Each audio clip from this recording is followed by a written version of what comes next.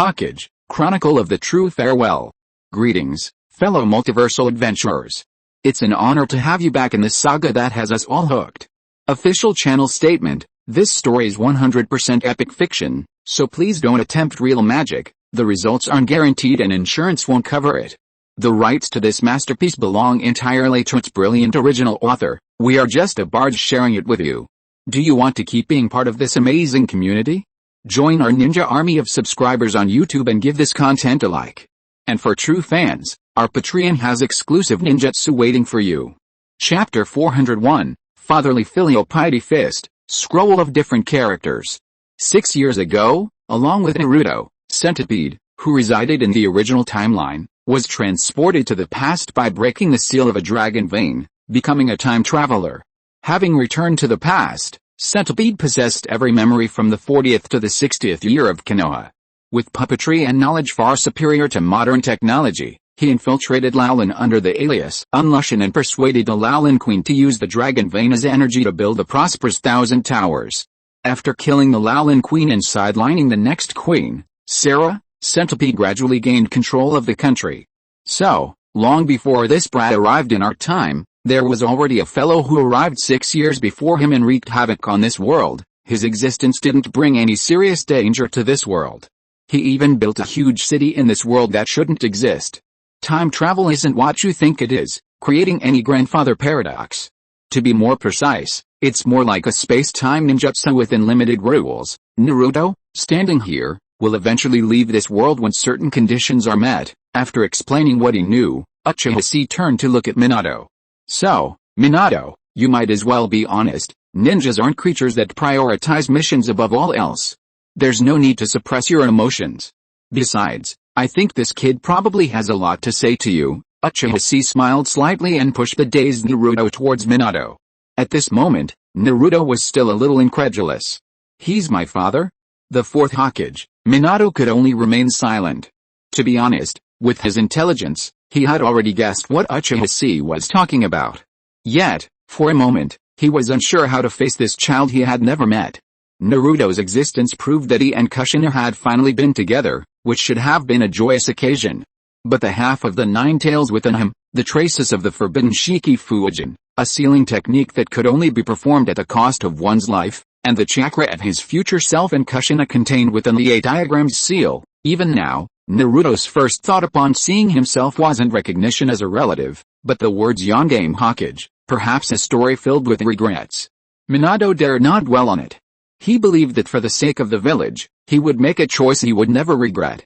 But if he knew everything now, when the moment finally arrived, would he truly accept such an outcome without regrets?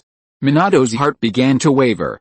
And with that stirring, the will of fire that had steadfastly persevered for over a decade, willingly sacrificing everything for Konoha, burning itself to illuminate the next generation, began to waver uncontrollably. After being pushed before Minato by the Uchiha, Naruto, after an initial moment of confusion, unease, and uncertainty, raised his head and stared blankly at Namake's Minato with his azure eyes. He laughed heartily, then burst into tears. For a moment, he didn't know whether to feel joy or sorrow. Joy was that he had finally met his biological father, but sadness was that this meeting had taken place 20 years earlier. His father was a hero of Konoha, but that hero had sacrificed his life for Konoha when Naruto was just born, leaving him to live alone for over a decade. Minato could only give a wry smile. Naruto's complex, unspoken gaze revealed a face that bore an 80% resemblance to Naruto's. With the same azure eyes. Looking at this face, he was finally convinced that this was true. Naruto swallowed his saliva, looked at Minato with trembling lips, and said, "Dad, do you know, Dad, for more than 10 years, I have been called a demon fox." Minato lowered his voice, a little ashamed. "C is right, you are my son. If I knew you were my son, a lot of dangers would befall you." However, at this time, Naruto lowered his head and interrupted him dully. "Duo-chan, huh?" Minato was slightly stunned. The next moment, bang! Naruto lowered his head, clenched his right fist, and hit him with a powerful uppercut. Minato was hit hard in the abdomen and opened his eyes in shock. Meanwhile, Uchiha Chi, who had personally facilitated the reenactment of this scene, gradually revealed a relieved smile on his face. "Here it comes, that's it, the fist of fatherly love and filial piety, He pinched his chin, looking at Minato, who had taken the punch firmly, with his facial expressions changing in various ways, and finally turning into a silent sigh, and murmured, "Now, knowing the future, Minato will never do such stupid things as during the Nine Tails Rebellion." Off to the side, Scorpion, who was floating in the air, had no change in expression on his face from beginning to end, but when he glanced at Uchiha Chi, he revealed a hint of contempt. "How boring. You are actually interested in this kind of thing. For this reason, you even stopped me from taking the Nine Tails from this kid's body." There was a hint of resentment in his words. Watching the conversation between father and son gain momentum, Uchiha Chi turned his gaze back to the impressive tailed beast reactor on Scorpion's chest. He had probably guessed why he had come and why he had suddenly attacked Uzumaki Naruto. However, the Dragon Vein was currently concerned with the perfection of his new Senjutsu and the crucial task of capturing the White Snake Sage and instantly refining him. The Nine Tails within Naruto would be returned to its own time and space after this incident was resolved. It was merely a byproduct of this incident. Therefore, while the intelligence was accurate, Scorpion feared his trip had been in vain. So, Uchiha Chi raised his eyebrows and looked at the other party, and asked in a negotiating tone, "I can't give you the Dragon Vein and the Nine-Tailed Fox. However, if you are very interested in these small animals, after this matter, I will go to the water country and help you catch one to play with." "No need." Seeing that Uchiha Chi had set his sights on his original prey, and he was not sure of defeating Uchiha Chi at this time, Scorpion frowned and rejected Uchiha Chi's offer, which seemed like alms, very unhappily. "This kind of thing is not difficult to catch." However, Uchiha Chi, Scorpion paused, narrowed his eyes slightly, and reminded meaningfully, "The water country is not as simple as you think. Whether it is the Mizukage or the elders of the Yuanchi, there may be something deeper hidden behind them." As he said, he threw a scroll to Uchiha Chi. "For example, this." Uchiha Chi took the scroll and unfolded it slightly, recognizing it as a seal scroll. Intricate patterns were engraved within it, and in its center, a large character for different, was placed. "This is." Probing his chakra, sensing the contents within, Uchiha Chi suddenly raised his head and gazed at Scorpion with astonishment. This different scroll contained a fused white Zetsu. Chapter 402, Wanji Exercise, The Queen Falls from the Tower. White Zetsu are essentially yin-yang Tsukashi soldiers, transformed from the sacred tree by Otsutsuki Kaguya through native humans of the ninja world. Most are weak in combat and can only be used for reconnaissance, but some are exceptional. Uzumaki White Zetsu, which Uchiha Chi separated from the third Mizukage, is a product of this type. Between Uzumaki White Zetsu and ordinary White Zetsu lies a more powerful form, the Fusion White Zetsu. Composed of multiple White Zetsu, they form a miniature giant. While their strength far surpasses that of a typical Chunin, they possess abilities such as Poison Mist, Self-Grabbing, and the Mayfly Jutsu. Even against top-ranked Chunin, they can achieve impressive results by catching them off guard. Upon seeing the contents of this scroll, Uchiha Chi frowned. He knew that the Land of Water was Madara's headquarters, and that White Zetsu was currently under his control. But given Madara's cautious nature, how could he have exposed White Zetsu to anything other than intelligence gathering? Unless this is controlled by someone else. Where did you get this thing from? Near the secret place where Kirigakure imprisoned the Three Tails Jinchuriki. This thing can change into the appearance of other people, and it seems to be very sensitive to chakra fluctuations.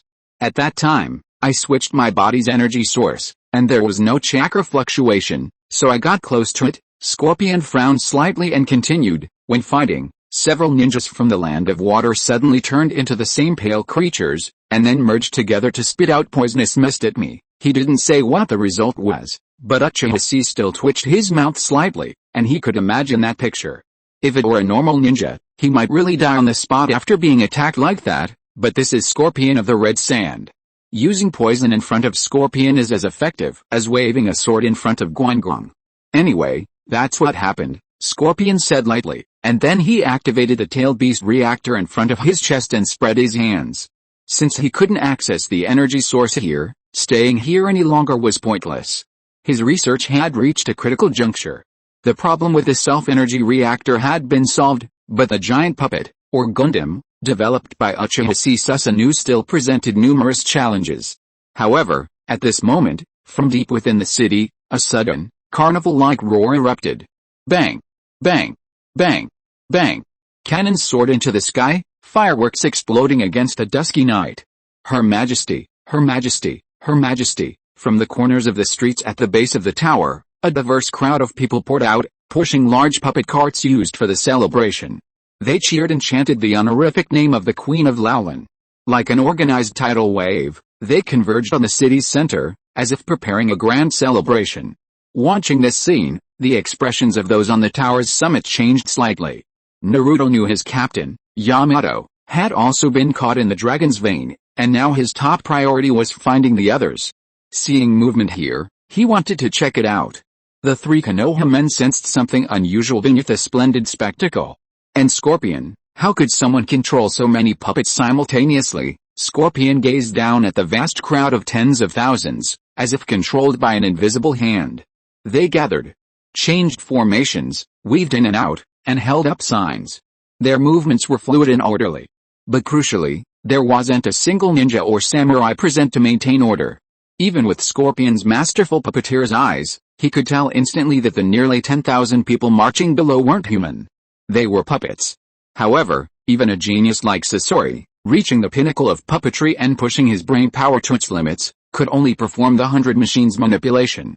For example, Ebizo, the cage-level powerhouse Uchiha Chi had faced, could only control 5 puppets. Chiyo, known as the foremost puppeteer of Tsunagakure, fought with only the Chikamatsu Tenjinchu. But the scene below, 10,000 machines manipulation. The grand spectacle of one man controlling 10,000, was completely beyond common sense. Even Shisui was momentarily stunned. Quickly regaining his composure, his eyes narrowed as he scanned the puppetry city, which he had previously considered flawed, and the dense chakra connections controlling the tens of thousands below. His movement paused at this moment, and Shisui couldn't help but curl his lips.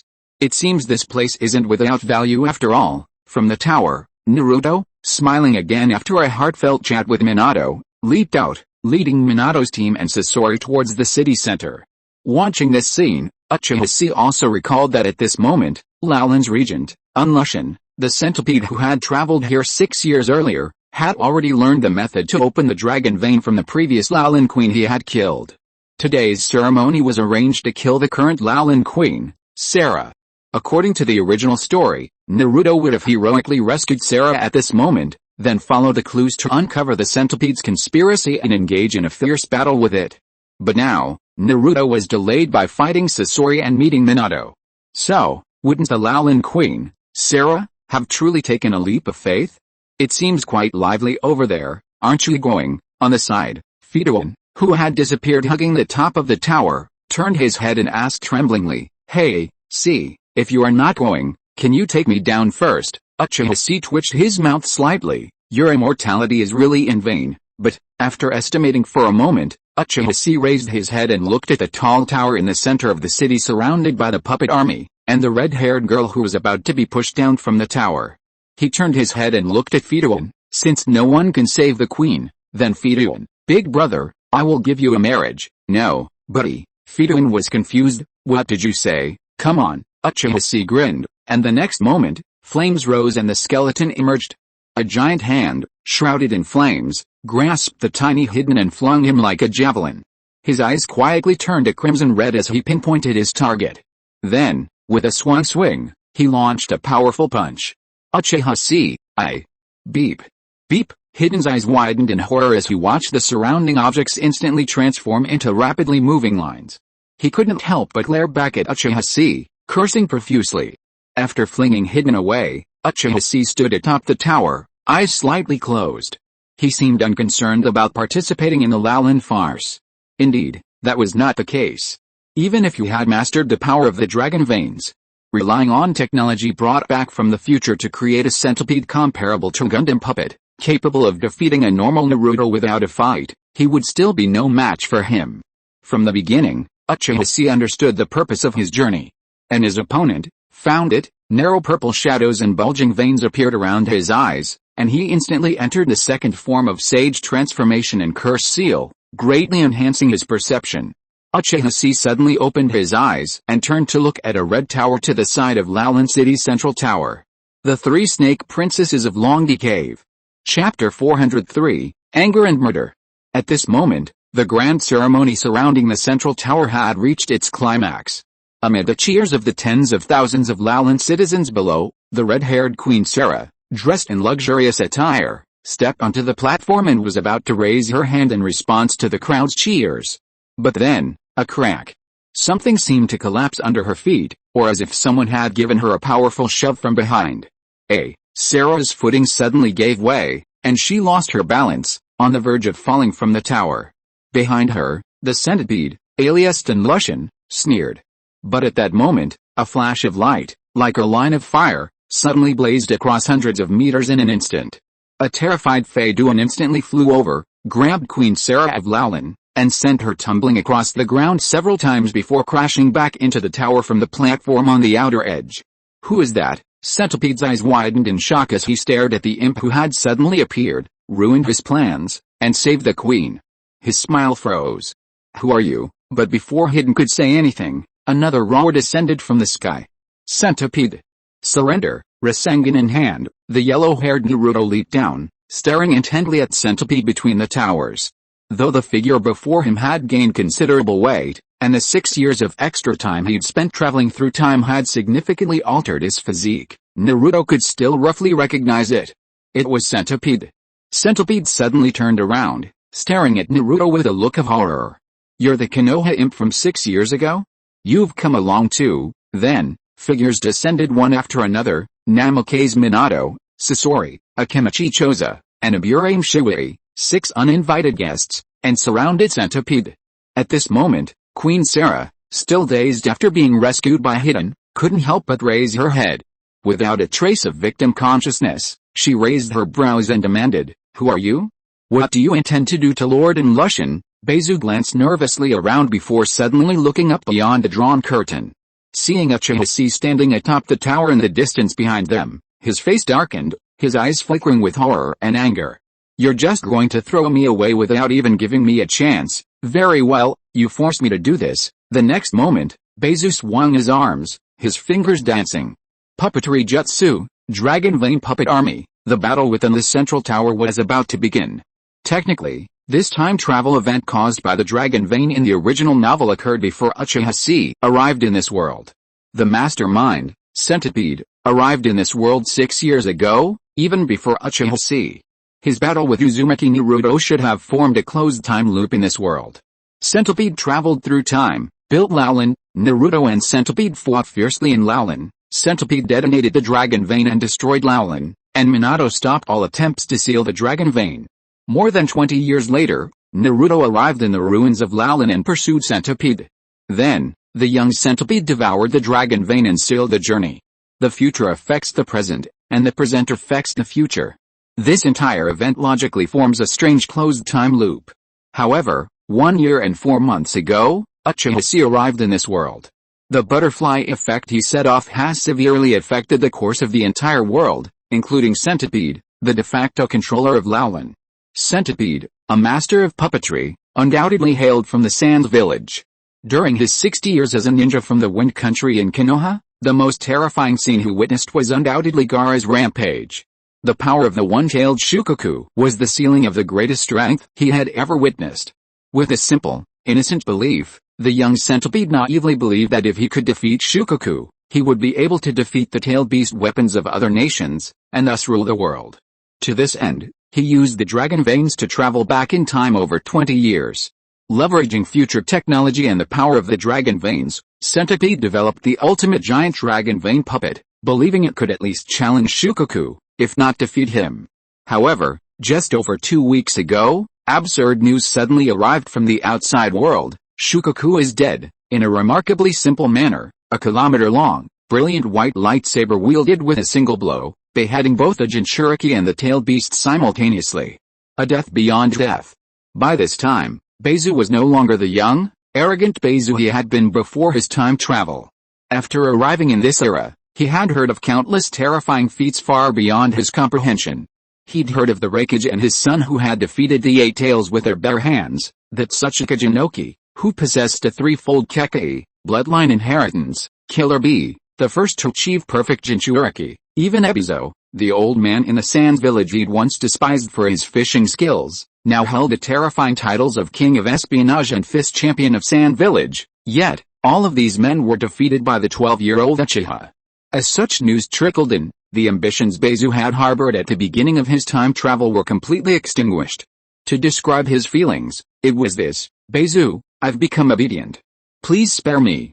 He had already come to terms with reality, daring not to provoke the terrifying monsters of the outside world.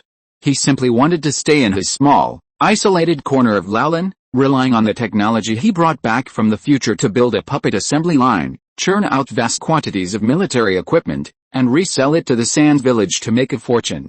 Little did he know that the man, renowned in the outside world as the reincarnation of Uchiha Madara, the brat who slew Shukaku, the uncanny, terrifying Uchiha Chi as rumored, had found him 2 weeks ago.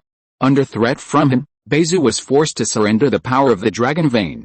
With the idea of making a final quick buck and running, Beizu then contacted Raza, hoping to fully operationalize the arsenal before losing the dragon vein. He hoped to sell the puppet army and military equipment he produced to Raza, the fourth Kazakage, and secure a place for himself in the Sands village for retirement. He just looked at Minato Namikaze, Sasori, Choza Akemichi, Shiwei Aburaim, Hidden, and Naruto Uzumaki standing in front of him, as well as the young man standing behind them, watching from afar, whose face Beizu would never forget. Looking at the uninvited guests in front of him who wanted to force him to death, and whom he had never provoked, Beizu couldn't help but grit his teeth. His eyes flashing with uncontrollable rage, like an enraged lion. He had retreated to the point where he could no longer retreat. But now, this guy actually brought people here, and didn't even want to leave him such a small dregs of the dragon vein. Unbearable anger rushed to his head. Beizu clenched his fists, his face was ferocious, and the flames of hatred suddenly ignited from his heart. You forced me to do this, Uchiha Chi, you forced me to do this. In that case, hysterical, extremely angry roars suddenly exploded from the central tower. Well, if I can't have it, you can't have it either. Chapter 404 Naruto, Uncle will teach you how to make meatballs. Suddenly, a massive creature rose from the towers. Made of clay, 10 meters long and 3 meters tall, a locomotive-like centipede puppet appeared before everyone. This was the culmination of decades of painstaking research by Shirazu, puppetization, centipede. This technique involved completely transforming one's body into a puppet, assimilating it with dragon chakra, allowing it to draw constant chakra from the dragon's veins. It was similar to Scorpion's human puppetry technique. How huge! Naruto gaped in astonishment at the massive puppet that suddenly appeared before him. But when he turned to look at the young, elderly men around him, he noticed that none of them reacted particularly well to Centipede's transformation. Naruto couldn't help but blink. Huh? Why didn't you react at all? Isn't this big? PFFT, Akemichi Chuza let out a muffled laugh, as if he'd heard something funny. Nearby, Minato smiled faintly and looked at Naruto.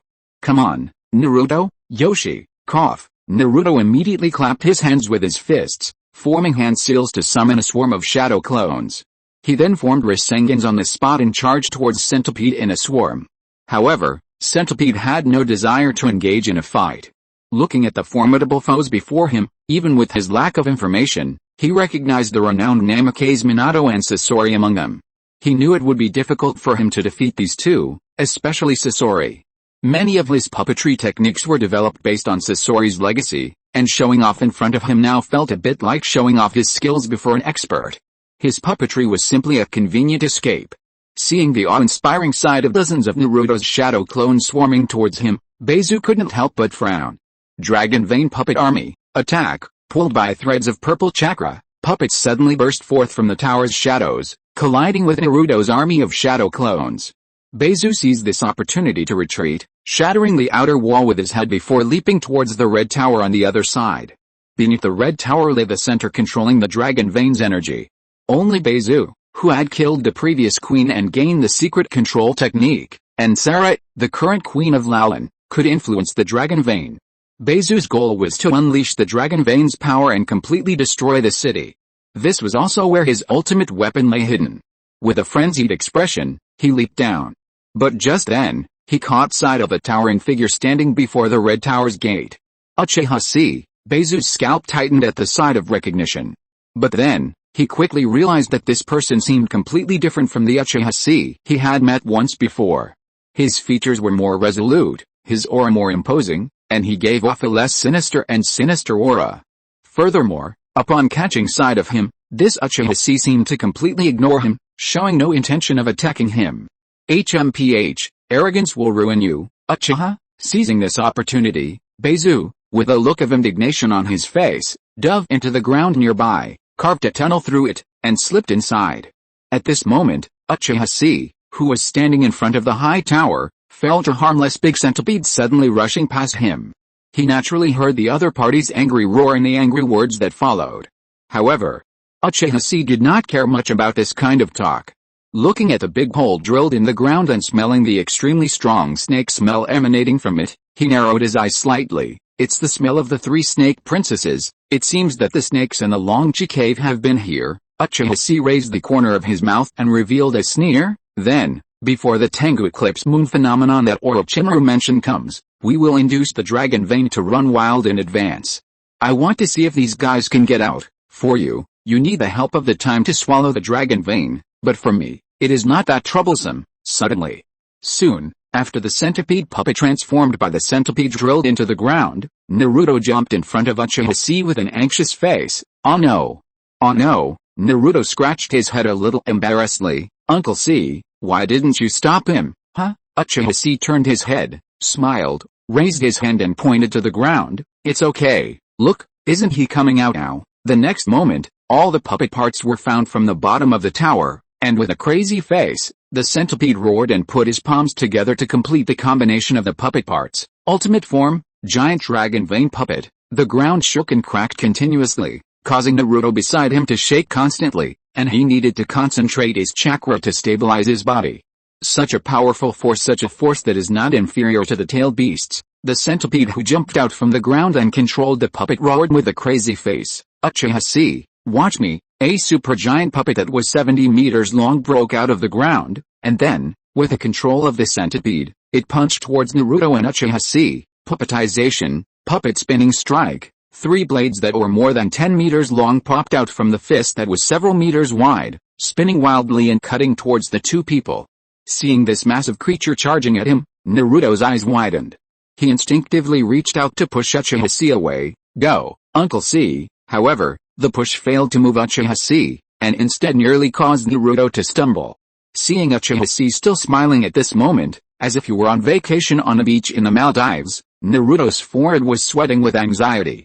Oh, why won't you listen to my advice? Helpless, Naruto raised his hands and crossed them in the Ren seal. Bang! Bang!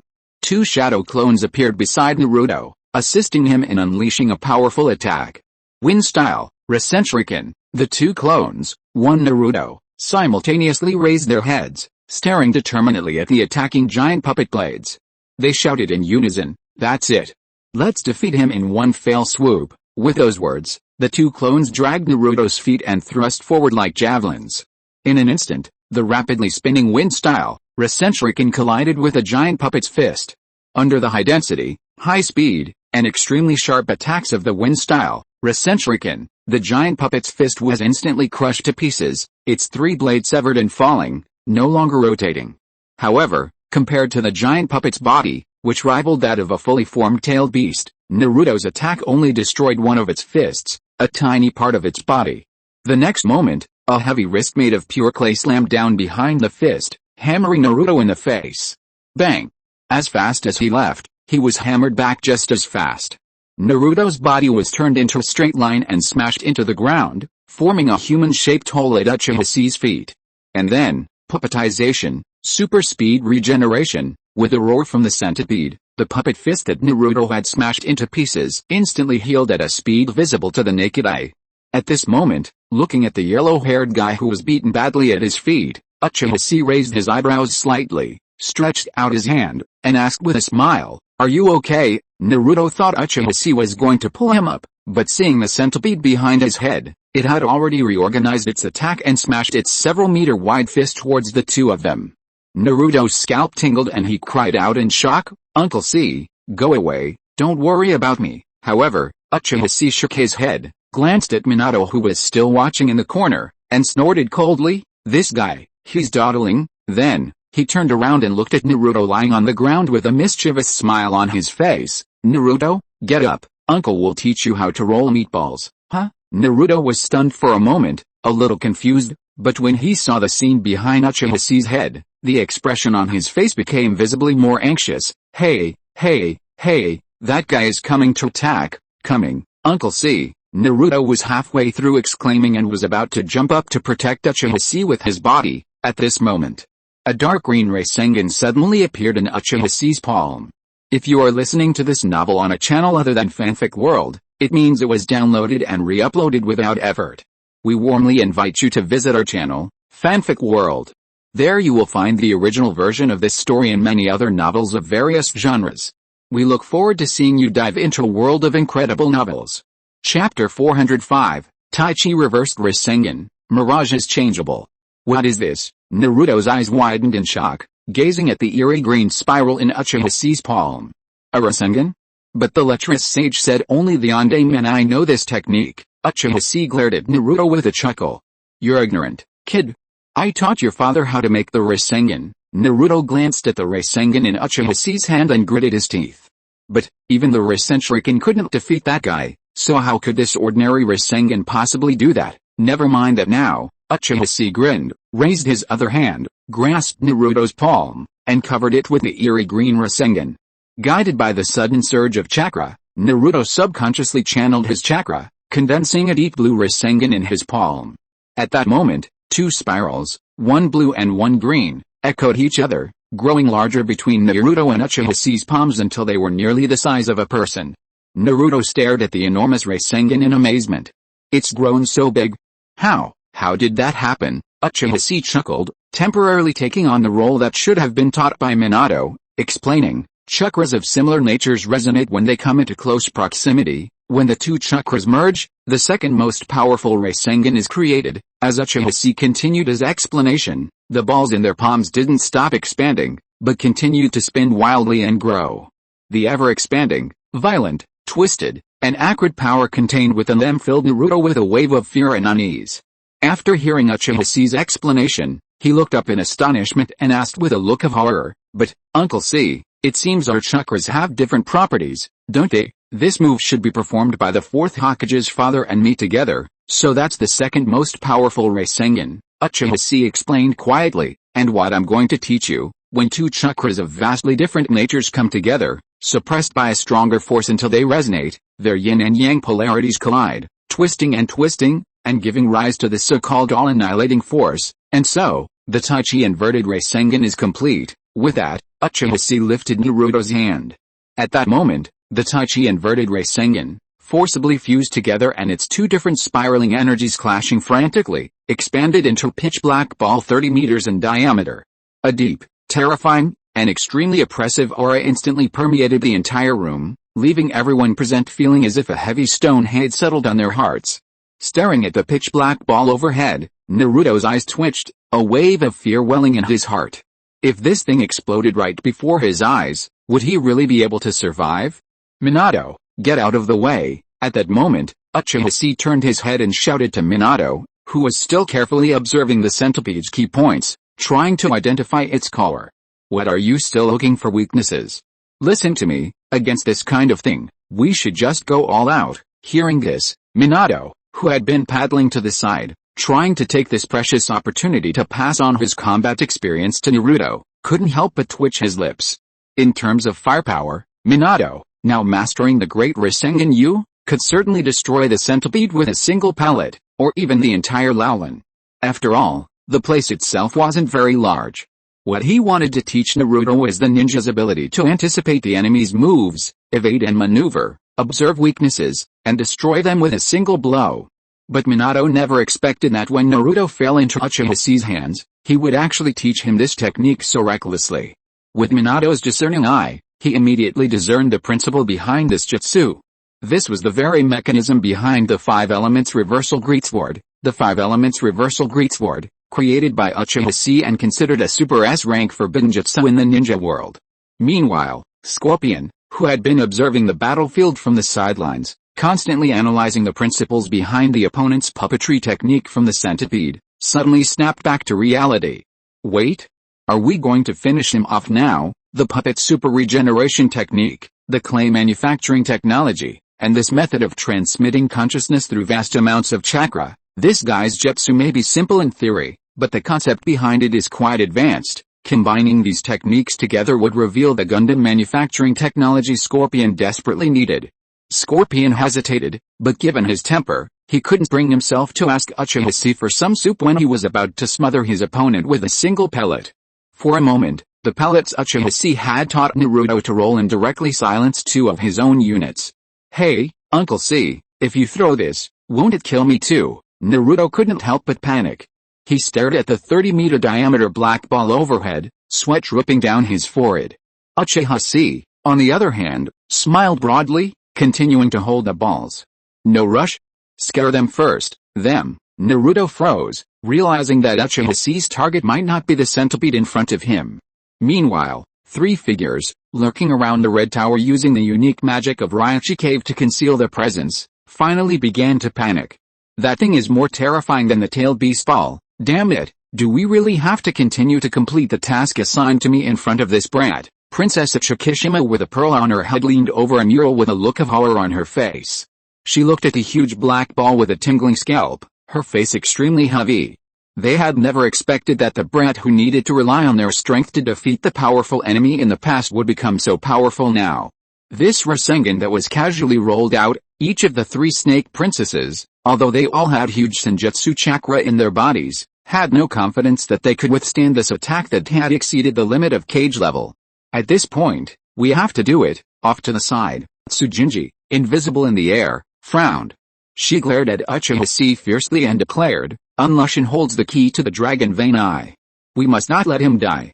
Otherwise, Grandma's ascension ceremony and our chance to become the dragon will be delayed for a full 20 years, and Uchiha Chi, Grandma has prepared a great gift for him." With that, the 3 snakes exchanged a glance, murderous intent in their eyes. At this moment, the centipede within the core of the giant puppet froze.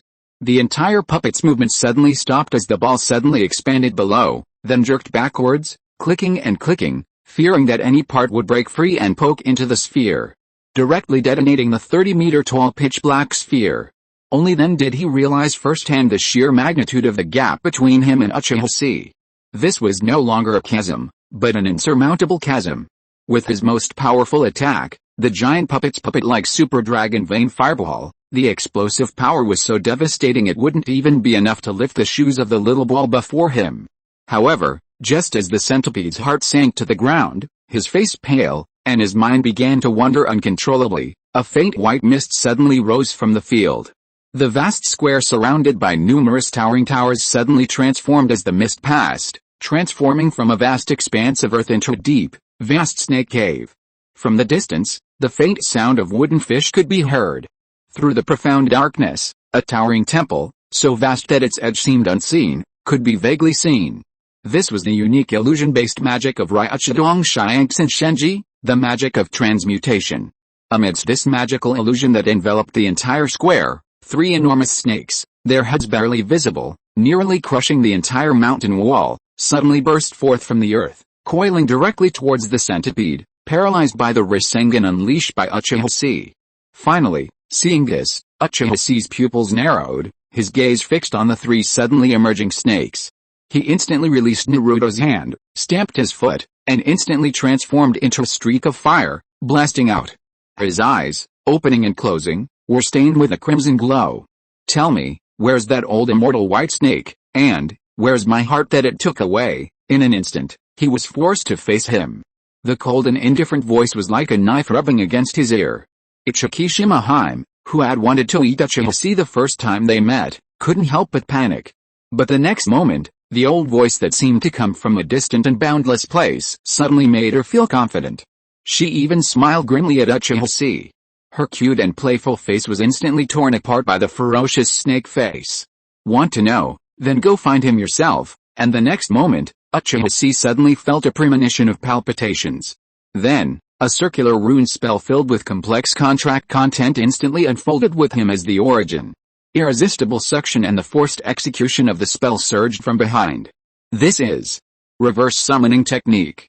Chapter 406, Sunflower, White Snake Explodes. Space-time ninjutsu is a unique ninjutsu that stands apart from all other ninjutsu systems. Mastering this technique requires a profound understanding of geometric space. Among ninjutsu such as the Flying Thunder God technique, Kamui, Hollow Formation, Heaven's Hand Power, Aim no Gotchu, Yomi Hirasaka, Heaven's Sentence Technique, and Space Portal, one space-time ninjutsu stands out, the summoning technique. Essentially, it's a technique based on sealing techniques and contracts, and its requirements for the performer are minimal. While summoning and reverse summoning techniques generally require the consent of the summoned subject, the three sacred shrines of the ninja world manage to circumvent this restriction. For example, in the original novel, Naruto can summon summoned beasts ranging from tadpoles to toads, even giant beasts up to the level of Bunta, seemingly without consent, depending on the amount of chakra invested. Conversely, reverse summoning techniques performed by summoned beasts are equally difficult for the contracted subject to resist. A prime example is Jiraiya, who accidentally stumbled upon Mount Myaboku. At this moment, the White Snake Immortal, in an attempt to prevent Uchiha Chi from influencing his so-called immortal ceremony, had forcibly performed this technique elsewhere, attempting to reverse summon Uchiha Chi to an unknown location. Damn it, Uchiha Chi struggled to resist the section of the summoning contract, biting his finger. He reversed the summoning hand seals and performed a counterspell, the contract sealing technique. This sealing technique, developed by the Uzumaki clan, severs the contractual bond between an enemy and their summoned beast, preventing the beast from being controlled by the enemy or preventing the enemy from summoning it again. Minato Namikaze had used this technique to free the Nine Tails from Uchiha Obito's control. What could sever the enemy's bond to also sever the contract with Raichido? This was considered an advanced sealing technique, documented in the Uzumaki clan sealing scroll given to him by Kushina, and Uchiha Chi had attempted to practice it during his training in Jigakudani. However, the stumbling and haphazard execution of the spell, like a duck on a shelf, ultimately slowed him down. As Uchiha Chi's palm pressed against the reverse summoning technique that appeared behind him, accompanied by several cries of surprise from those leaping forward in an attempt to support him, boom! A puff of smoke erupted from his location, and Uchiha Chi himself vanished without a trace. And just as Uchiha Chi vanished, the entire sky suddenly darkened. From beneath the earth, a chilling aura of terror rose. Laolan, the vast city comprised of thousands of towering towers, suddenly, with a central square as its origin, all the towers collapsed outwards. Boom, from above, across the desert, countless towers constructed entirely of steel spread out like petals, forming a blooming, shining steel flower amidst the endless collapsing dust. Then, at the center of this sunflower, a figure rose into the fading light of dusk. Naked save for a long white snake tied around his waist, he wore a mark on his left chest, like a blazing sun. His entire body, like the most perfectly sculpted form, captivated the eye. Raising his head slightly, he opened a pair of cold, sinister, and utterly greedy golden snake eyes. Then, as if summoning the will of the entire universe, he took a step forward. Illuminated by the last rays of dusk's twilight, and slowly floated upwards. Under the cautious and bewildered gaze of the crowd, who had finally unraveled the immortal magic of transmutation, he soared into the sky.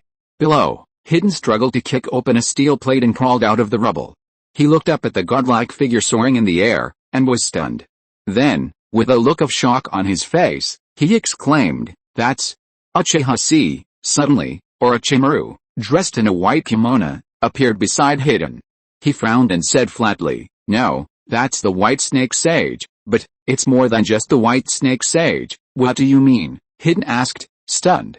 "What do you mean it's the White Snake Sage and it's not the White Snake Sage? Who else could it be if not Uchiha Chi, carrying Uchiha Chi's body?" Things seemed to be getting a little out of control. Orochimaru ignored Hidden, muttering more to himself than anything else. He took a deep breath, a grim expression on his face. No one here right now can stand up to that guy. Meanwhile, in the ruins below, Centipede's eyes widened as he stared at the figure in midair. Sensing the chilling, sinister aura emanating from the figure, he realized, wait, that guy and this guy aren't the same person. This is Uchiha Chi, the one trying to steal my dragon vein. Elsewhere, Scorpion, Minato, Naruto, and the others, having broken free from the illusion, suddenly looked up, equally surprised, at the sky. Is that Uchiha Chi? See? Wait, this chakra isn't right, Uncle C. However, at that moment, as if responding to the crowd's cries, Uchiha Chi glanced down with a cold gaze, a hint of extreme disgust in his golden, snake-like pupils. Too many irrelevant people here, Too noisy. Uchiha's eyes flashed with cold light. He slowly raised his arms and clasped his hands together. Never mind.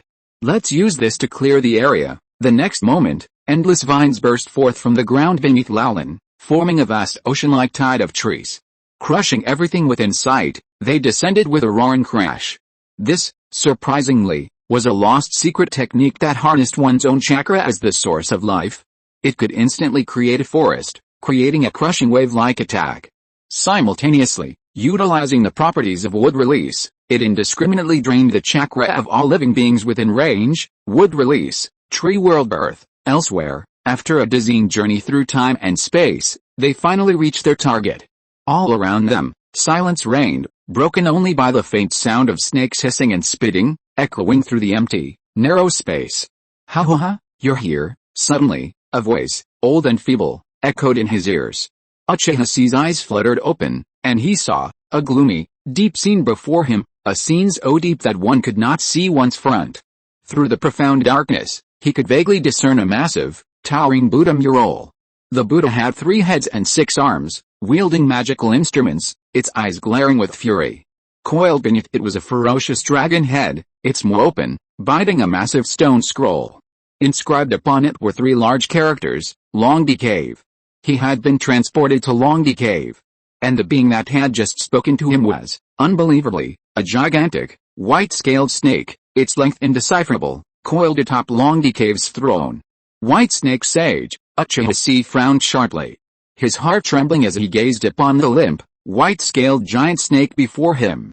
According to Orochimaru, the White Snake Sage must be in Laolin right now to complete his so-called ascension ceremony. He had helped Naruto create the Rasengan to threaten the centipede, aliasing in Lushan, and had ordered Hidden to abduct Queen Sarah, effectively controlling 2 figures capable of influencing the dragon veins. This was precisely how he intended to coerce the White Snake Sage into revealing himself. But now, judging by the chakra fluctuations detected by his Sharingan, the extremely weakened white-scaled giant snake before him was actually the White Snake Sage's true form. The White Snake Sage hadn't gone to participate in his ascension ceremony, instead summoning himself back to the Raichi Cave. So, could it be those 3 useless snake princesses, now in Laolin, about to complete the ritual? The combined chakra of the 3 snake princesses was less than what Uchiha's own sage's heart could hold. They were simply unworthy of touching the dragon veins. So, what exactly happened? Little brat. At this moment, a giant white-scaled snake, sprawled on the throne, suddenly opened its golden eyes, each as large as a dump truck and bloodshot, and glared fiercely at Uchiha. I'm almost there, its tone was filled with madness, yet also a sense of desolation. But it's not me who's going to succeed. Woo. Brilliant light and heat rushed in, instantly bringing the 1,000-year-old brightness to Longdi Cave. Boom. Chapter 407 10,000 snakes like waterfalls, conquering the sky. At this moment, a panoramic view of the entire ninja world from outer space emerged. A pillar of white light suddenly rose from the land of rice, nestled between the frost, iron, and fire kingdoms. After millennia of accumulation, the White Snake Sage's Senjutsu chakra alone surpassed that of the tailed beasts. Almost as if 3 tailed beasts had exploded simultaneously in the same spot, the terrifying force of the explosion instantly pierced through the underground Raichi Cave, creating a bottomless abyss on the earth. A fierce white light erupted, ripping through the sky and piercing through the clouds. The halo propelled a dust storm across the land of rice, sending a magnitude 7 earthquake through the entire land of rice. The village above the Raichi Cave, where Natsuki Shigego lived in the original novel, was instantly reduced to ash. Along with several surrounding cities, the aftermath of the light explosion engulfed them. 10 minutes after this terrifying explosion, Uchiha, his clothing shredded to tatters, leaving him practically a skeleton of flesh, grasped a charred rock at the edge of the vast cavern and crawled out of the abyss. Strands of flesh quickly sprouted from his bony palms, transforming into flesh and blood to fill the gaps between his bones. From a mere skeleton, the wounds inflicted by the White Snake Immortal's self-detonation were visibly healing rapidly, quickly repairing to his head, revealing Uchiha's true form. Hiss, he gasped heavily, his eyes filled with trembling and horror. The White Snake Immortal's power was truly unfathomable. With over a millennium of experience in the ninja world, his brazen self-detonation nearly killed Uchiha, who had been cheating for 3 months. The incident happened suddenly. Neither he nor Orochimaru could have anticipated that the White Snake Sage, who held the contract roster at Ryoichi Cave and was about to personally participate in the so-called Ascension ceremony, hadn't actually traveled to the Wind Country in person. Instead, he was waiting in Ryoichi Cave to deliver this blow. The White Snake Sage had clearly been planning this for a long time.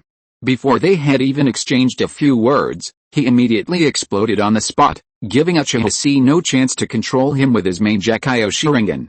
The sudden explosion was so sudden that even with Uchiha's impeccable reflexes, instantly summoning his Susanoo skeleton, lightning release chakra mode, heft-tailed beast transformation coat, earth release earth spear, and sage transformation curse seal II, despite possessing a body deeply fortified by natural energy following the war's end, he was still devastated by the explosion without any other defensive measures. So, what the hell just happened, and what is this in that white snake's mouth? Replacing herself and completing the ritual, Uchiha was stunned.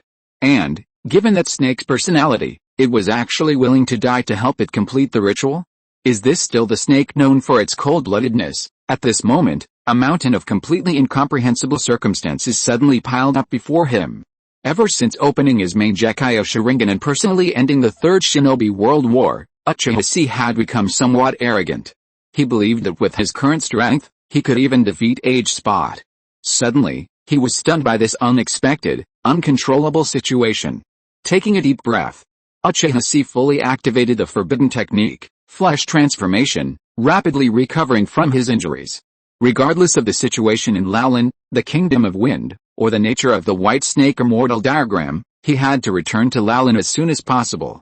However, at that moment, a series of hisses suddenly erupted all around him. From beneath the earth, a snake twisted its body, burrowing through the soil at breakneck speed, leaping straight towards Uchiha. 1, 2, 5, dozens.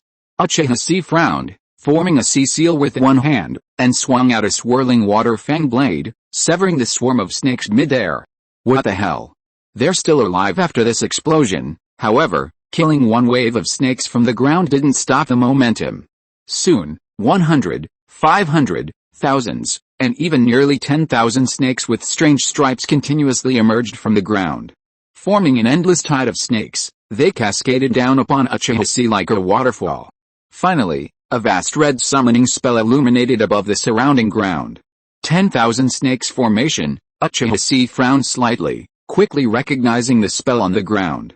However, this level of power couldn't even break his defenses.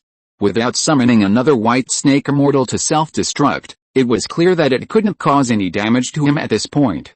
The next moment, Uchiha's nose twitched slightly, his gaze falling on the snake blood that splashed on the ground. Is there a gaseous toxin in the snake blood? Can it block the recovery of chakra and the speed of the body's recovery? Tisk, even dead can't rest in peace, Uchiha sneered disdainfully. However, after putting himself in the perspective of the white snake immortal, Uchiha quickly understood why it did this. With the self-detonation of a leader-level figure like him from Longdi Cave, the White Snake Immortal roughly estimated that even if Uchiha did not die, he would be crippled. And the backup plan left here, this group of poisonous blood snakes that had been transferred in advance and specially cultivated, was to delay the seriously injured Uchiha who might survive the explosion. It would prevent him from recovering his chakra in a short period of time, let alone quickly crossing the thousands of kilometers from the land of field to the land of wind. However, you're still too weak. This power is nothing. It looks like you'll have to pull out all the undead from Myaboku Mountain and the Wetbone Forest before you can cause me any trouble. Uchiha shook his head. The power, equivalent to the self-destruction of three-tailed beasts, looked impressive, and the effect was quite powerful, but in reality, it didn't cause him much trouble.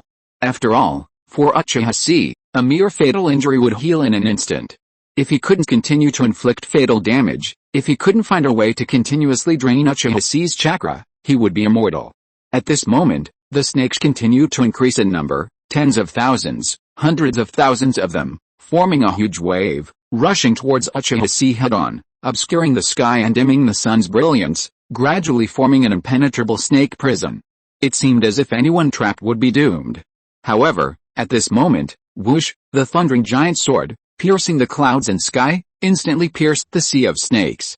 Rising from the ground, the 120-meter-tall giant casually swung his sword, slicing a sea of snake blood from the ground. Standing within Susanoo, Uchiha Chi's eyes widened slightly, and 3 jet-black Magadama twirled within his crimson eyes. The sea of blood surged above the ground, covering Susanoo's body and spreading towards its back. There, a pair of snake blood wings unfurled with a bang. Then, Uchiha Chi took a deep breath, raised his hands, and formed a way seal.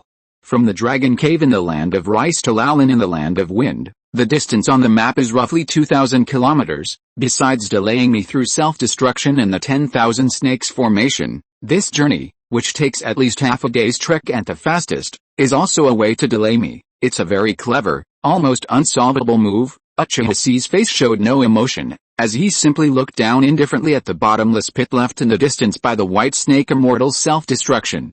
But, the so-called steel of the heart is achieved by constantly piling up ordinary things to create miracles. So, even I, who am eternally hopeless and whose perfect form is difficult to achieve, can conquer the sky. Uchiha Chi's gaze fixed, and he looked up at the sky. He spread his palms and clasped his hands together.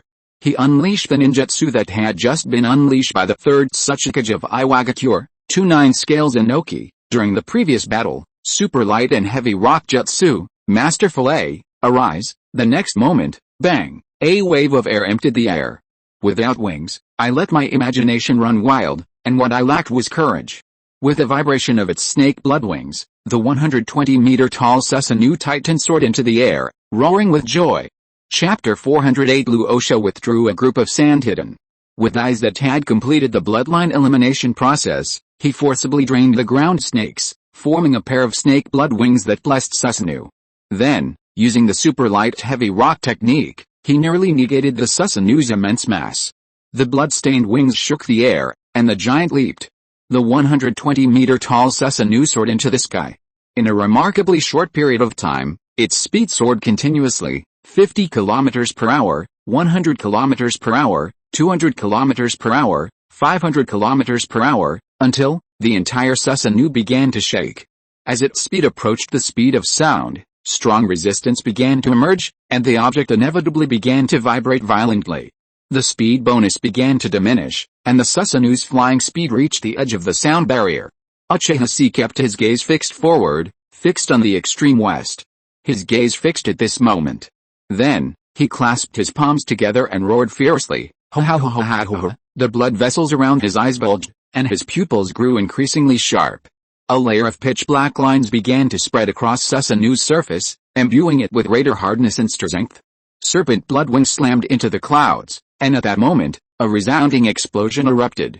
A trumpet-shaped cloud formed around the 120-meter-long Susanoo.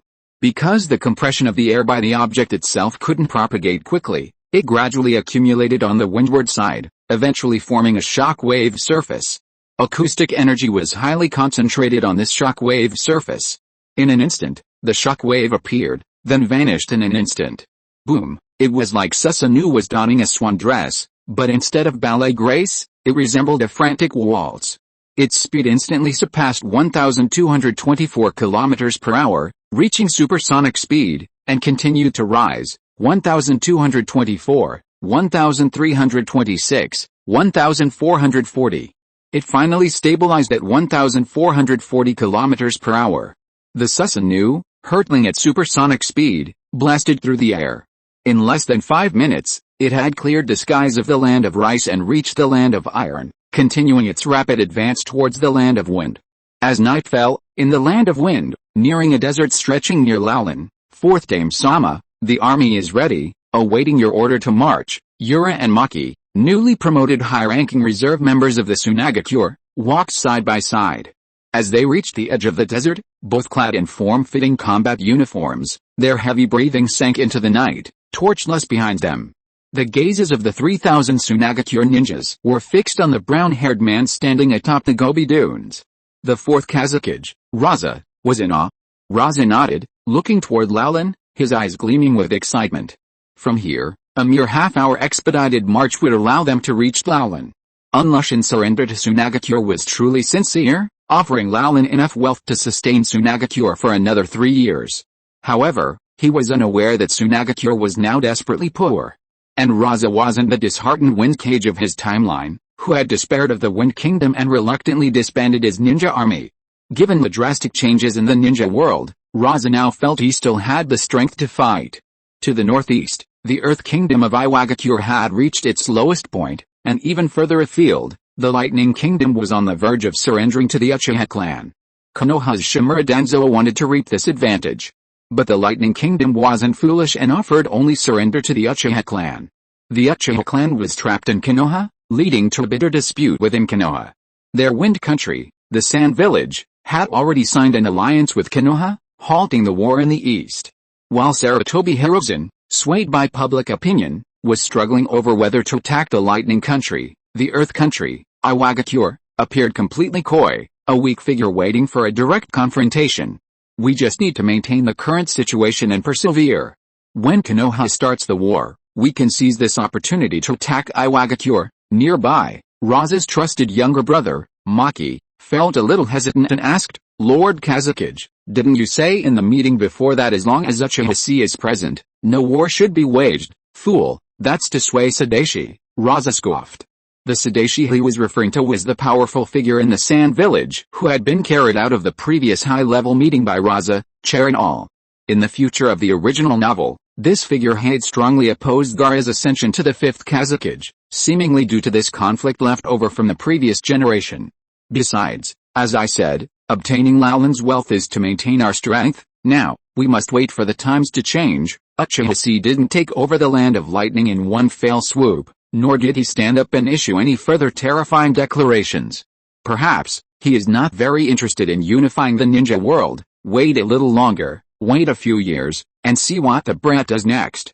If it is confirmed that he really has no intention of competing for the world, then we will act on his behalf. Luo Sha looked like he was in control of his destiny, and he was about to insert a goose feather fan in his hand.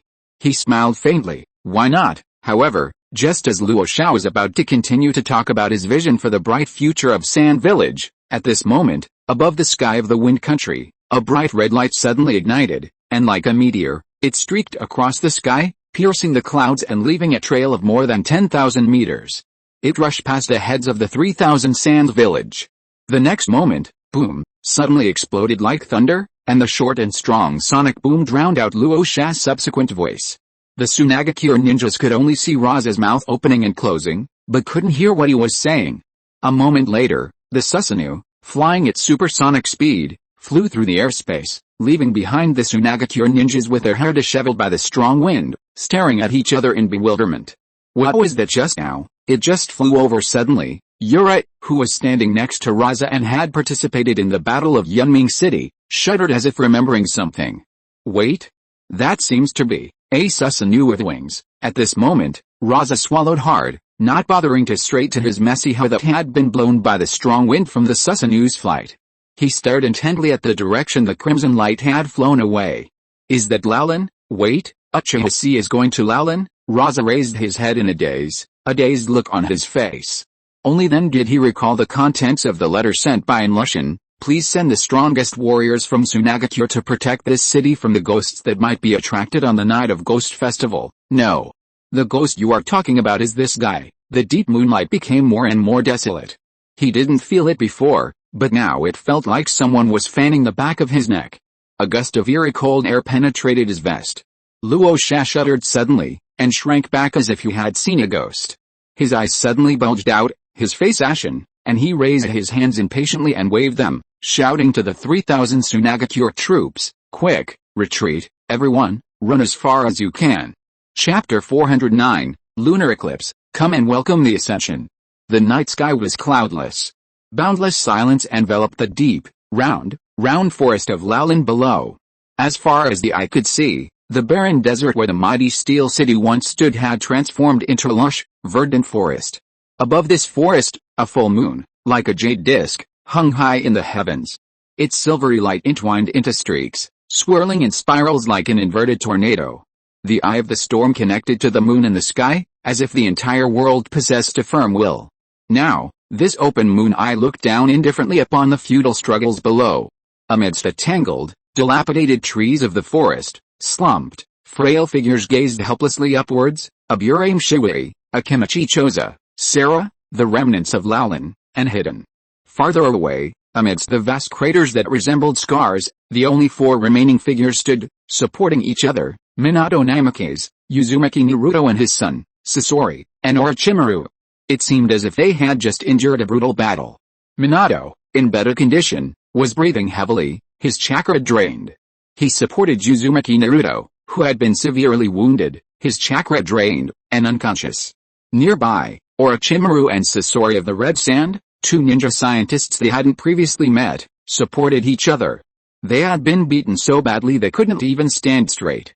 Orochimaru was relatively well, only slightly exhausted, but still relatively intact. Sasori, however, had the tailed beast reactor violently gouged out of his chest, one arm missing, and one leg strangely bent at a 90-degree angle. He looked the worst off of the group. At that moment, the four panted and raised their heads, their eyes filled with horror as they gazed skyward. Beneath the eye of the moon stood a naked figure, save for a massive white snake wrapped around its waist. Uchiha Chi, or rather, a monster fused with the will of the white snake sage, the will of the zero-tailed void, and Orochimaru, and the heart of Uchiha Chi, inheriting the terrifying power of that body. Ying, as someone who can still stand and observe this grand ceremony, I allow you to address me by that name. Floating in midair, clutching the blue fluorescent tailed beast reactor, the monster bearing the features of Uchiha Chi, Ying, curled his lips in a cold smile and casually tossed it to Scorpion's feet. The next moment, he raised his head, his pair of crimson three-magatama sharingans meeting the moon in the sky.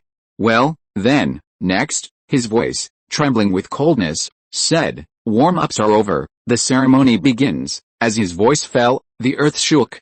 Giant trees rooted in the desert floor were uprooted, the ground cracked, and a dazzling purple glow emerged. Nearly endless chakra surged from the earth's veins, transforming into a purple beam that shot skyward along a dragon-sucking water channel formed by the white moon's radiance. Finally, it merged into the body of Uchiha Chi. As this process progressed, a new system of power known as Sage Power continuously empowered the monster, Ying, a monster that even 4 cage-level masters combined could not defeat. The atmosphere at the scene grew even more oppressive, a feeling of deep despair. Below, on the ruins dotted with deep pits, what kind of monster have you created? Even Uchiha Chi himself wouldn't be able to deal with this thing. The wounded Scorpion looked back at the pale Orochimaru with an extremely ugly expression, and cursed with dismay. "Orochimaru, you've screwed up." The scolded Orochimaru's face twitched slightly, and he gritted his teeth and said, "I didn't expect the effect of Oshirima's cells to be so strong on this kid. It's okay for it to have the sage body, Sharingan, and would release, but it also spontaneously inherited the unreasonable intuition he called battle intuition from Uchiha Chi's heart." At this point, Orochimaru's expression was even uglier than Scorpion's. He couldn't help but stare at the bloody hole in Scorpion's chest and angrily scolded, "At the beginning, with the strength of the 4 of us, we were clearly able to suppress him. After all, if it weren't for you and that yellow-haired brat, letting that monster take away the 6 tails chakra, and 9 tails chakra, during the battle, how could the situation have come to this point now?" Hearing this, Scorpion looked a little embarrassed and gritted his teeth slightly. "Do you think everyone can be like that brat and that yellow flash? It's getting harder and harder the more you fight. All kinds of tricks emerge one after another. The improvement in combat awareness and combat skills is completely unreasonable.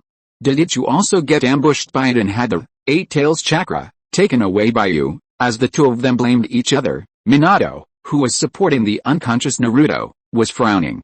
The pressure on his body became heavier. Looking at the current situation, even Minato Namikaze, whose strength had been super doubled by various butterfly effects, couldn't help but feel a headache. At first, the monster before him, a matchless resemblance to Uchiha Chi, possessed only the Sharingan and would release, its chakra reserves not particularly abundant.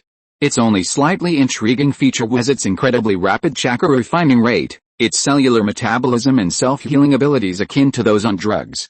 But as the battle with the individuals below progressed, the entire scene began to shift dramatically. First, his wood-release techniques evolved from a dominant, overwhelming attack to a refined one. He then used wood-release to absorb chakra from the others, maximizing his combat skills. After resolving Uchiha Chi's chakra issues, which had eluded him for over 400 chapters, Ying quickly turned the tide of the battle.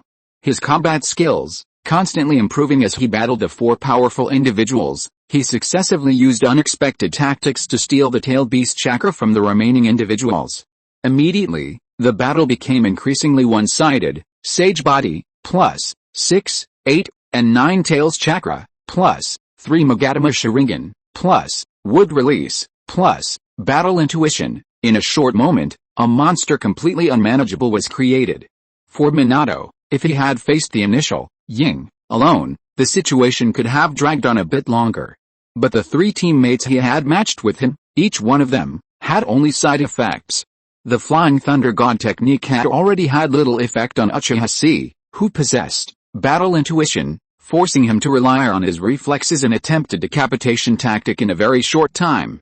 Now, having allowed the opponent to swell to this point, and now with this incredibly powerful sage power, obtained from the dragon vein. For a moment, he gazed up at the sky, at the young man with a perky butt, frantically absorbing vast quantities of dragon vein chakra. His chakra fluctuations gradually expanding to a level that Minato couldn't understand. Minato could only swallow dryly, his face growing even paler.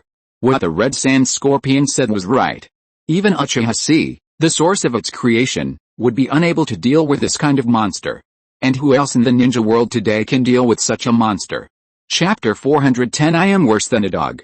Above, the raging dragon vein power transformed into purple cracks on the monster bearing the young man's body. The surging force threatened to burst the body, but was forcibly suppressed by the monster's incredible ability to continuously heal. The shrieking of countless cells' frantic metabolism almost became a physical sound, like a surging tide. At this moment, Ying opened his eyes, and the purple cracks on his body healed simultaneously, eventually converging into a line that merged with a frantically beating heart beneath his left chest. Boom, boom, boom. The beating of this heart, a fusion of several cutting-edge ninja powers, was like the roar of an engine, weighing heavily on the hearts of those below. This kind of power is nothing special. Ying narrowed his eyes slightly, his lips curled up in a sneer. A circle of purple eyeshadow quietly appeared around his eyes. Is this what the white snake pursued? Humph, it's barely a power comparable to that of the Senju Hashirama. It seems that the older things are, the more powerful they are. No wonder the dragon it believes in was easily killed by the goddess of Mao. With this thought, Ying raised his head slightly and looked at the strange scene gradually manifesting in the night sky, his eyes becoming more greedy. Obtaining the dragon vein is only the first step in this ritual. As a new life born from the 4-in-1 memory of the white snake sage, or Orochimaru's intelligence, the special ability of Zero Tail, and Uchiha Chi's will, it has inherited the white snake sage's obsession and knowledge of becoming an immortal, Orochimaru's enthusiasm for truth and immortality, Zero Tail's thirst for destruction and power, and Uchiha Chi was about to fulfill a resolution. At this thought, Ying's crimson 3 Magatama snake pupils suddenly shrank. This was the complete opposite of its original purpose. Calling itself Ying, it yearned to welcome new life, to welcome all the beauty in the world. With these eyes, it explored the world for itself, drawing in endless truth and power. And this, more than anything else, was love. Wildflowers at the edge of the forest, clouds in the sky, humans on earth, the raging sands of the earth, the drizzling morning rain, moonlit cicadas, fish in the valleys and streams. It generously bestowed love upon all things. Therefore, even when surrounded and attacked by Minato and his men below, it refrained from killing them. Because it loved the world. It longed to use this body to perceive all things in the world, to love everything it had never encountered. And then, in the distant future, under the gaze of all beings who trusted, even believed, it would personally distort this love. It would personally experience the hatred born of love. Watching the suffering of all, the people's miserable lives, the widespread grief, the world's end. In the end, greedily and gleefully swallowing all the evil consequences, he was rewarded with nothingness. How evil, how cruel, is this the outcome I expected? Such devastation, such lamentation, is actually my joy. Such distortion, such filth, was born from the heart of Uchiha Chi, who sought to be the true savior. I am something worse than a dog. Yes, I am the cold-blooded snake, the dragon of nothingness, the demon that burns away human principles. And, Ying's eyes widened, bloodshot veins forming in them. He suddenly looked up. Gazing at the strange sight in the sky, at the bright moon, gradually being devoured by the vicious bug, its brilliance fading. If he wanted to get what he wanted, if he wanted to escape his fate, it must sever its ties with the source of its birth, Uchiha Chi. It must abandon its own unrealistic, impossible will to fight, rooted in Uchiha Chi's heart. With a sane, sober, and yet insane realization, it was born from the fervent fighting spirit within Uchiha Chi. This fervent will had enabled it, possessing the body of the Zero Tail, and with its core, to defeat Orochimaru and the White Snake Sage, achieving the impossible feats of an ant swallowing a snake and a snake swallowing an elephant.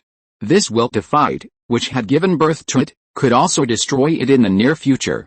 And this would require no effort at all.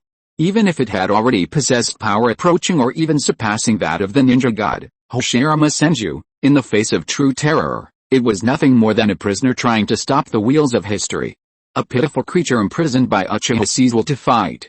I'm definitely not a madman like Uchiha Chi who attempts to challenge the gods. I am who I am. I am. Welcome, welcome. It wanted to find its true self, not just be cannon fodder doomed by Uchiha Chi's will. This step, based on this, was the second step in the White Snake Sage's and Orochimaru's further plan, originally supposed to take place 20 years from now. They would leverage phenomena like the Tengu eclipse to unleash the tidal surge of natural energy on Ghost Festival, cleansing itself and reshaping itself. Finally, with the help of the 9-ring solar eclipse 20 years from now, they would complete the final third step, the unification of yin and yang. Becoming a sage, unprecedented and unparalleled, who truly entered the realm of the gods. And at this moment, looking at this scene below, watching Ying complete the first step of the plan with just his body, and now he has to use the celestial phenomenon to complete the second plan he originally prepared for Uchiha Chi. Orochimaru's eyes are bloodshot, and he muttered to himself like he was about to collapse. It can be like this. How can it be like this? This is unscientific. How is it possible that someone can subdue and devour the dragon vein that needs the help of celestial phenomena to be forcibly incorporated into the body with just willpower? If it can do it, then can't Uchiha Chi do it too? Orochimaru's face twisted fiercely. He gritted his teeth and gasped hoarsely. Damn it, it's something outside the variables again. However, asshole, what nonsense are you talking about? At the side, the red sand scorpion stared at the strange phenomenon in the sky with a look of confusion, frowned hard, and cursed. What the hell is that guy doing? Now, what is the situation? Orochimaru sighed softly. The celestial phenomenon has taken shape, the tides are surging, and natural energy is beginning to run wild. That guy wants to use this celestial phenomenon to perfect himself and become an immortal that existed only in ancient times. What will happen then? Minato, who was supporting his son, asked in a deep voice. At a time when you shouldn't become an immortal, doing this, Orochimaru sneered. You'll see it soon. Divine punishment, a shot falling from the moon, piercing the sky and the earth. Then, Orochimaru suddenly seemed to have come to his senses and looked at Minato Namikaze with interest. Here, only you and I who possess the flying thunder god Jutsu can survive. Everyone will die. He turned his head slightly and looked at Uzumaki Naruto, who was supported by Minato Namikaze, and his subordinates Akimichi Choza and Aburim Shiwai behind him. Orochimaru asked in a playful and hoarse voice, Minato Namikaze, who will you choose to take with you? Chapter 411, The Moment of Heavenly Sorrow.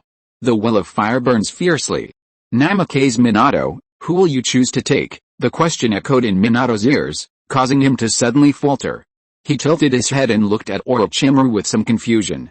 Divine punishment, a bolt that would fall from the moon, piercing the sky and earth. It was as if the words suddenly leaped from the simple ninja era of kune-based combat to a future era of technological soaring and space-based weaponry bombarding the sky, shocking everyone present. Orochimaru looked far north, toward the land of rice. Uchiha Chi has been summoned by the White Snake Sage to Raichi Cave. The entrance to Raichi Cave is far away in the land of rice, nearly 2,000 kilometers away. He can't possibly reach it tonight. Whether it's the impending divine punishment or this monster born from a plan gone awry, we are not equipped to handle it. He sighed softly, as if accepting the reality of the situation, the experiment he had initiated, and its disastrous outcome. And the so-called divine punishment, that has to start from a long time ago? Orochimaru looked at the full moon in the sky, which was already pitch black with only the arc of light on the edge, and laughed hoarsely with some boredom. Let me make a long story short. On the moon today, there lives a clan called Otsutsuki. They inherited the will of Otsutsuki Hamura, the younger brother of the Six-Path Sage, who was suspicious of the Six-Path Sage's practices, said, if the world created by the Six-Path Sage deviates from the way of ninja, then destroy that world, and the so-called departure from the way of ninja, according to the White Snake Sage's speculation, is to make the ninja world embark on another path different from the chakra path, the path to becoming an immortal. In this world, every time a sage who attempts to subvert the path of the ninja world appears, he will suffer the divine punishment that falls from the moon. As the words fell, everyone couldn't help but look up at the same time and look at the lightless moon. And it was at this moment, from the center of the pitch-black moon, a bright yellow light suddenly lit up. Brilliant. Bright. And brighter and brighter. Brighter and brighter. Orochimaru's eyes widened slightly, his breathing quickening. He clenched his fists and spoke heavily. My original plan was to resolve the threat from the moon within 20 years, and then allow Uchiha Chi to ascend to immortality. But now, the appearance of this monster, Ying, has caused the entire plan to go uncontrollable. It will become immortal now. In return, this world must now accept. Orochimaru's face was extremely solemn, and he shouted grimly, a moment of great sorrow. Nearby, Naruto, who had just woken up and heard the terrible news, was shocked. What? Why? Is the world suddenly going to end? Then what will happen to the future I live in? Sasuke, Sakura, Iruka-sensei, and them. At the same time, on the moon, a middle-aged man with white hair and a frail face stood before a huge golden sphere with a double six-sided flower blooming, the giant Samsara eye. Beside him, a white-haired child with empty eyes, like a small carrot, timidly tugged at the middle-aged man's clothes. Judging from his appearance, he is the young form of Tonari Otsutsuki, the villain boss in the original novel Thelist. At this moment, he timidly asked the middle-aged man, Father, why are we doing this? Why can't everyone live in peace? Why do we have to destroy the ninja world? Tonari, the middle-aged man with white hair and beard, shook his head, drooping his empty eyes, and said silently, ever since the Sixth Path Sage established the ninja system, the ninja world has been in a bloody storm all the time for thousands of years. In addition, a few years ago, the Outer Path demon statue was broken and stolen, which triggered a war between the main and branch families of our clan. Such a reality is before us. There is no doubt that this world is beyond salvation. At this moment, we must inherit the destiny of our ancestor Hamura. Cough cough cough. The middle-aged man with white hair and beard couldn't help but cover his mouth and nose and cough up a few mouthfuls of blood. After a pause, he gasped and slowly explained to his son, but not now. We have to wait until you grow up, your bloodline matures, and you are truly qualified to obtain the Samzarangan. Tonari Otsutsuki was stunned. Not now, then. The white-haired middle-aged man smiled faintly, patted Otsutsuki Tonari's small head, and raised his other hand, fingers spread wide, gazing at the dazzling golden eye before him. A hint of disdain crossed his face. You're just a heretic who's out to overthrow the world, taking advantage of this opportunity. Tonari, watch carefully. I can only demonstrate it to you once. The middle-aged man's face darkened, his hollow eyes filled with ferocity and determination. What is divine punishment, and the true power of the Samsara eye? Whoosh, whoosh, whoosh, a fierce wind from the sky whipped countless pieces of steel into a whistling, madly colliding. The natural energy, surging against the moon's tide, almost took on substance, transforming into transparent color, constantly vibrating the air, causing distorted ripples in everyone's vision. In an instant, it expanded for dozens of kilometers. The next moment, it concentrated within the monster at the center of everyone's sight. At that moment, Ying, as if sensing something, suddenly raised his head, gazing towards the lightless moon in the sky. From the center of the pitch-black lunar ring, from the distant lunar region of outer space, a spear had descended, piercing heaven and earth, sensing something that should not exist in this world. Ying's expression suddenly changed. Damn it! Why at this moment, a meteorite over 50 meters in diameter, burning and emitting a brilliant light, was captured by the repulsive force of the giant Samsara eye and hurled down from the direction of the moon at a speed beyond human imagination. The intense light and heat betrayed its extreme terror. The explosive force exceeded 3 million tons of TNT, equivalent to 208 Hiroshima atomic bombs exploding simultaneously at a single point. Watching this scene, watching this terrifying object with uncanny accuracy lock onto the very spot where they stood, the expressions of those already battered to the point of struggling to even stand suddenly changed. Abiram Shuai, Akemichi Choza, Sarah, the remnants of Laulan, Hidden, Uzumaki Naruto, and Sasori of the Red Sand, all of them couldn't help but open their eyes wide, staring at the extreme object approaching them. Despair was written all over their faces. A heavy, indelible melancholy and fear enveloped them, oppressing them. unable to extricate themselves. And at this moment, Orochimaru smiled at Namake's Minato, awaiting the decision of this junior. Also a strong contender for the fourth Hokage. Undoubtedly, whether to take his son, the Nine-Tails Jinchuriki, his own subordinates, or even Uchiha Chi's younger brother, Hiden, would be a very interesting choice. At this moment, gazing at the bright yellow light about to descend from the sky, and glancing down at the helpless crowd around him, Namake's Minato waved his hand and pulled a Flying Thunder God kunai from the ninja tool bag at his waist, gripping it tightly in his palm. At this point, he could only risk performing the half-finished jutsu, a skill he had realized when he, Uchiha Chi, and Kushina had joined forces to suppress the Nine-Tails in Konoha. This was his missing ability. As the third Hokage would say every year at the Ninja Academy opening ceremony, where Konoha dances, fire lives on. The flames will continue to illuminate this village and allow new leaves to sprout. Now was the time for the will of fire to burn brightly. Minato took a deep breath and glanced around at everyone. Finally, his gaze fell on Naruto, and he smiled gently. Naruto, are you ready to explode? The moment the words fell, before anyone could recover from their shock, a giant of flaming wood rose from the ground, instantly growing to 100 meters tall. A golden flash of light shone simultaneously, and it soared into the sky. A complex and intricate technique quickly unfolded above everyone's heads. Two roars exploded simultaneously. This move is Wood Release, Flame Dance Woodman Jutsu, Flying Thunder God Guided Lightning.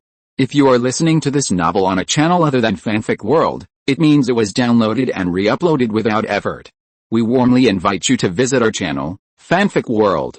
There you will find the original version of this story and many other novels of various genres. We look forward to seeing you dive into a world of incredible novels. Chapter 412, Look at the moon and cut the sky with a sword. The earth's root stirred, a violent wind surged upward, and a massive object towered to the heavens. 100-meter-tall wooden figure, its body ablaze with flames, boldly raised its arm, grasping the meteor that grew ever brighter in the night. Why not now? Why can't we wait a little longer? If we wait a little longer, what can this attack do to me, the Otsutsuki of the moon? Ying's face twisted, staring fixedly at the moon in the sky, the fury on his face practically solidified. But helpless, he could only rely on the power of his unfinished evolution, clasping his hands together and roaring in resistance. Hata! At that moment, a bright point of light in the sky rapidly grew larger. In an instant, the meteorite collided with the wooden figure's massive palm. With a deafening roar, the entire world seemed to tremble. A brilliant explosion of light ignited, and a raging wind swept everything mercilessly. A circular wave of light instantly shattered the ruins of Laolin into an unrecognizable ruin. The crowd below was powerless against the aftermath of this magnitude and was blown away in an instant. Under the intense light, even the wood-style, Woodman Jutsu, unleashed by Ying, could not withstand its might.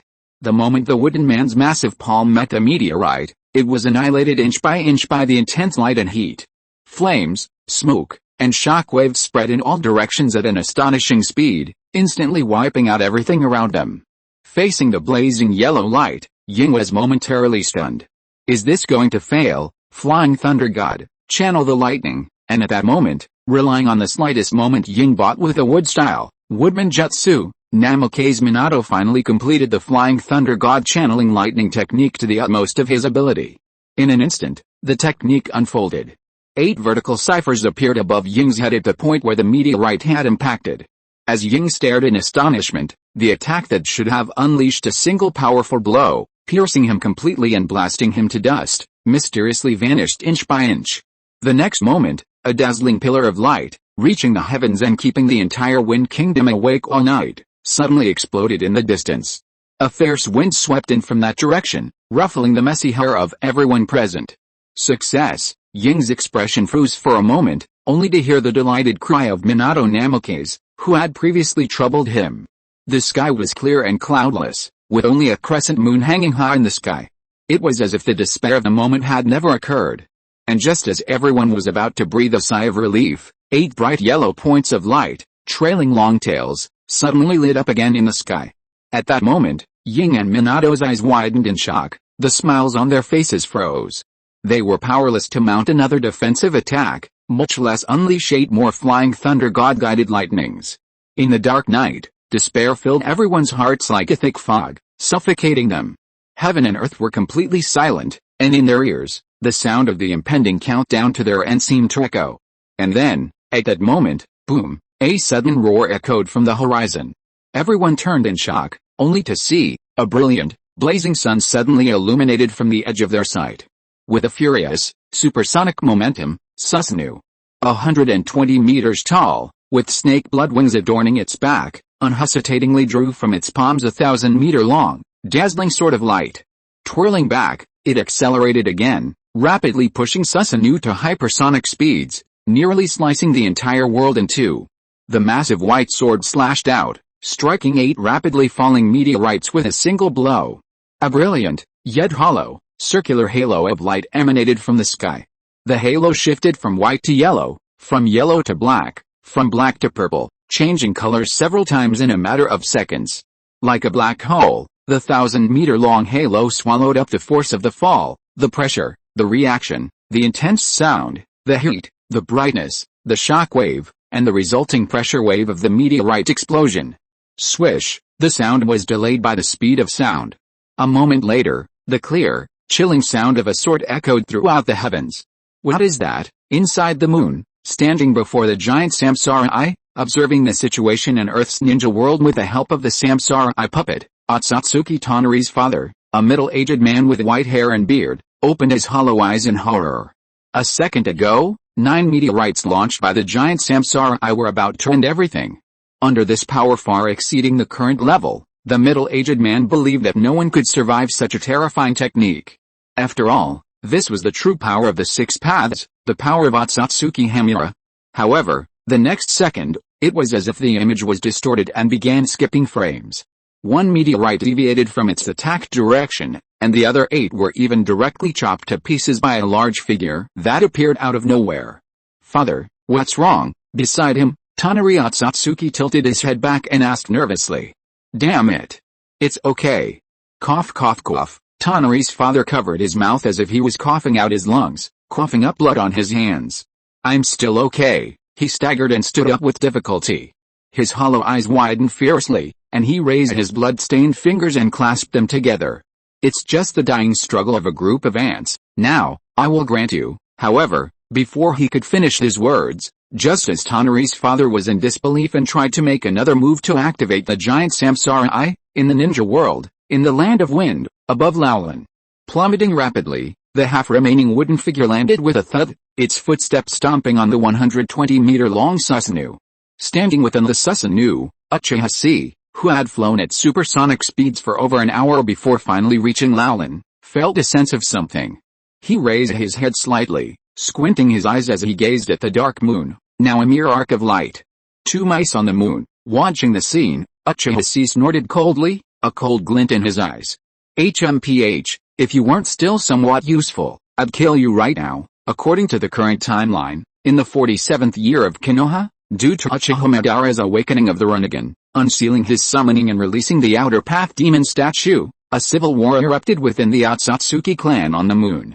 Members of the Otsutsuki clan's branch clan, believing the world created by the 6 path sage had lost its value, seized the giant Samsara Eye, rebelled against the main clan, and, using the eye's power, wiped out all of them.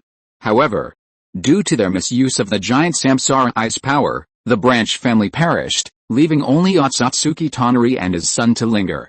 Now, these two struggle to even reach the rank of Kage. For Uchiha Chi, their sole purpose lies in the coordinates of the ninja world they hold, allowing them to periodically summon a few Otsutsuki to be assaulted. P.S. In the Shinsei genre movie, Otsutsuki Tonari's coordinates shatter, and the ninja world is soon invaded by Otsutsuki Momoshiki. And now, let me teach you a lesson first. Uchiha Chi raised his head indifferently. His right eye quietly transformed into a blossoming Senjutsu Mangekyo. The next moment, the Susanoo giant clasped his palms together, slowly unsheathed a massive thunderbolt sword hundreds of meters long, and thrust it skyward. Senjutsu Mangekyo Sharingan White Jiki no Kao. Chapter 413, Celestial Phenomenon Technique, Reversing Cause and Effect. As the giant-like Susanoo raised its sword in both palms, the already gloomy sky suddenly darkened even further. From the horizon, dark, heavy clouds swirled in, gathering around a pillar of lightning hundreds of meters long that pierced the sky. Uchiha Chi's move was harnessing the unique power of the Thunder God's sword, Fudo Mitsuheim, to rewrite the celestial phenomena. From outer space, a vast white cyclone began to gather above the wind country played in the ninja realm. From the perspective of the Otsutsuki on the moon, this white cyclone slowly spun, swiftly converging into a massive eye composed entirely of thick cloud. Then, ning, from the soundless vacuum, a sound resounded as if the Sharingan had blossomed. At that moment, the Otsutsuki on the moon and the eye of the sky formed by the clouds on Earth's surface locked gazes. The next moment, although they were clearly in the artificial sun palace built by Otsutsuki Hamura under the lunar stratum, Otsutsuki Tonari and the middle-aged man standing next to him, both saw their eyes blurred at the same time. Then, they saw, a blood dragon larger than the entire moon suddenly leaped out from the direction of the Earth, with its fangs and claws bared, and its body 17 million kilometers long coiled around the moon, forming an alien star ring. Then, the blood dragon, larger than the entire planet, suddenly opened its mouth and swallowed a dragon ball, which was even larger than the artificial sun where the Otsutsuki and his companion stood. This scene horrified Otsutsuki Tonari's father, who was on the moon about to launch another attack on the ninja world, so much so that his scalp tingled, his liver and gallbladder trembled, and his whole body trembled. Damn it, what is this? What on earth is this? How could someone in the ninja world possess such a power that is countless times stronger than the Samsara Eye? He subconsciously closed his eyes in fear. However, in this world of illusion, whether he saw it or not, he had to see it. The blood dragon that had swallowed a dragon ball roared into the empty universe, suddenly opened its mouth, and spewed out a white light that completely engulfed everything in sight, including the entire moon. Celestial phenomenon, immortal technique, Mangekyou Sharingan, white eye of the great white. The principle of this celestial eye technique is simple. First, Uchiha Chi summons the Thunder God's sword to summon clouds. Then, he unleashes the sage's Mangekyou Sharingan's Byakujiki eye. Finally, using the foam illusion technique, previously taught to Uchiha Chi by Uchiha Shinichi, he projects his eye technique onto the celestial phenomenon he has created. Anyone who makes eye contact with this object will be irresistibly drawn into the illusion. Failure to understand the key to this technique could lead to their consciousness being completely obliterated. Since it is an illusion, the scene is naturally determined by the caster's imagination. Having spent their entire lives on the moon, the Otsutsuki, whose strongest form is limited to pushing meteorites and flinging garbage into outer space with their giant Samsara Eye, have never witnessed such a cosmic scale attack. And at this very moment, countless Samsara Eye puppets on the lunar surface are simultaneously casting their gazes towards Earth. In another sense, the Otsutsuki clan's father, Otsutsuki Tonari's father, had, in that instant, absorbed thousands of Uchiha Chi's Mangekyou Eye techniques. Even if they were mere illusions, when such a terrifying number were piled upon a single individual, Uchiha Chi withdrew his gaze from the moon and shook his head. Too weak, just then, he keenly sensed the disappearance of a gaze that had been stalking this place. This represented the end of the life of the person connected to it. Can't even withstand a single illusion? Was his consciousness crushed in the process? Never mind. The plan to land on the moon and seize the Samsara Eye remains to be discussed. The more important thing right now is to deal with the dragon vein. Let's let that little creature go for now. With this thought, Uchiha Chi tilted his head slightly, his gaze darting around him. Everything happened so quickly and so fast. He had no idea what had happened in Laolan since he was transported away. Upon arriving, he saw 9 meteorites falling from the sky, poised to hit Minato Namake's. In a moment of desperation, he unleashed his Mangekyou Sharingan's eye projection technique, the Aim no Murakumo sword. However, just then,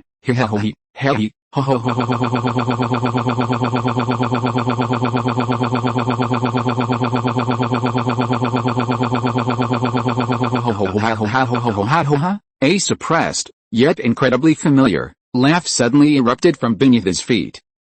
Hearing this laughter, Uchiha Chi was stunned and instinctively touched his throat. Realizing it wasn't his own laughter, he felt a wave of discomfort. He thought, this laugh is so familiar to me. Isn't this my own laugh? This distinct, layered laughter, from the initial mocking chuckle to the full-throated laughter, to the laughter that nearly choked him to tears, was hard for anyone else to imitate. But buddy, you're not kidding, are you? The next moment, like a suppressed volcano erupting, the natural energy of the entire world surged wildly. The earth shook, sand dunes tumbled back, An endless sand formed a counter-spiral depression beneath the feet of the 120-meter-tall Setsuna Titan. Then, from within this sand pit, like a snake sprouting dragon horns or a fish leaping through a dragon's gate, some kind of restraining shackle was released. Boom! Endless natural energy converged at a single point, transforming into a brilliant purple ball of light that suddenly soared into the sky. Within this ball of light, while Uchiha Chi had resolved the Otsutsuki crisis on the moon, survived the divine punishment, and at this moment finally completed his own transformation from snake to dragon, a look of "I'm so fucking excited" appeared on his face. With a fierce yet exhilarated expression, he stared at Uchiha Chi within the Setsuna Titan, his mouth curled high. In his scarlet Sharingan, 3 jet-black Magatama spun wildly. "Uchiha Chi, you're finally here." Uchiha Chi's entire body was in a state of shock. He looked at the young man with a perky butt who suddenly appeared before him, floating in midair. He looked exactly like him.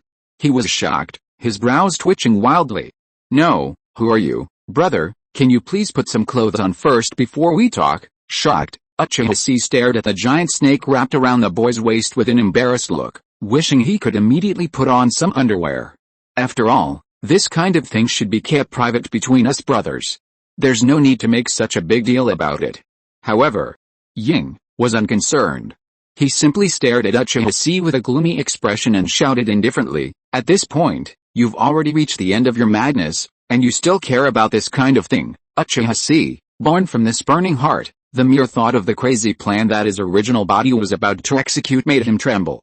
Ying took a deep breath and clasped his hands together. His brows were raised in extreme anger at this moment. "That's enough. What you are about to do is nonsense. What you are about to do is an endless act. Form is like foam, feeling is like bubbles, thought is like mirage, action is like banana leaves, and consciousness is like a dream. Today, I will beat you awake. I will beat you until you admit your femaleness." Chapter 414, The secret of the incident was leaked, and murderous intent arose. Hearing the brazen words uttered by the perky-assed young man before him, Uchiha Chi's eyes suddenly turned cold. Beyond the denial of the validity of his upcoming actions, the other implication uttered by this man who looked exactly like him suddenly ignited a wave of murderous intent within him. He had never told anyone, not the Akatsuki rallied around him, not Orochimaru, who seemed to be devoted to him unconditionally, not even the great elder Uchiha Setsuna, who treated him like a close family, what he had to do to prevent the world from falling into the cycle depicted in Boruto, Naruto Next Generations. He had to abort the Moon Eye project, personally control the infinite Tsukuyomi, and hunt down the Otsutsuki. Only Uchiha Chi understood these plans, and knew the difficulty of completing them. Therefore, he had always carried these heavy burdens within him, forging ahead resolutely and silently.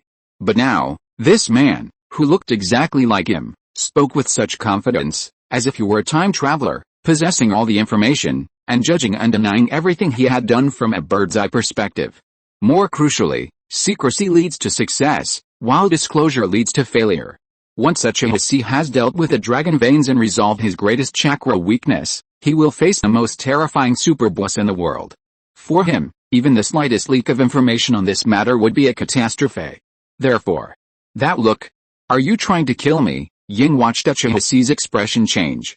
From the initial look of astonishment and indifference, as if he were just playing along, until Ying uttered the words crazy and, his face instantly changed, and a murderous intent suddenly surged in his gaze towards him. "Ha ha ha ha ha ha ha ha!" Ying suddenly laughed, almost crying. An unbearable rage surged into his forehead, turning his face from pale to blue. Veins popped out at his temples, and his face was ferocious.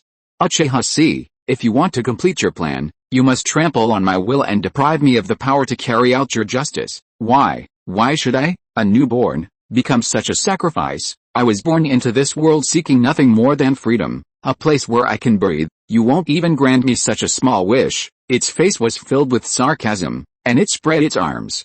Violent purple beams of light suddenly shot up into the sky around it. "Then let me tell you, with your strength now, even I can." However, at this moment, boom, without any further ado, Uchiha Chi didn't even wait for the monster before him to finish his words before he immediately attacked. The 120-meter-tall Setsuna grasped the hundreds-meter-long Thunder God sword horizontally between its palms, twisted it, and slashed down with the force of the force. The wind pressure shook the earth, and the blue lightsaber, gleaming with thunder, produced a sonic boom that shattered eardrums. The strike, exceeding the speed of sound, slashed diagonally through the purple ball of light floating in the air. Ying's face suddenly changed drastically, silently cursing the unsportsmanlike man for striking at the climax of his speech. Facing the thunderous sword, as thick as the pillars of a vast bridge, he clasped his hands together and shouted fiercely, "Wood release, wooden man jutsu!" The massive wooden man, slammed into the ground by Susanu's foot, pulled his hands out from the ground, bracing himself against the edge of the massive pit. The entire man rose from the ground, leaping up, raising his hands high to crush the thundering sword.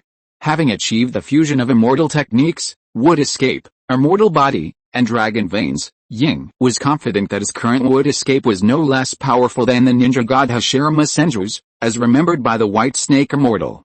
A mere Susanu, not even the complete Susanu possessed by the Eternal Eye, could easily withstand a blow with a woodman technique. He could then emulate Hashirama Senju and launch a sneak attack with a wood dragon technique, instantly gaining the upper hand in battle.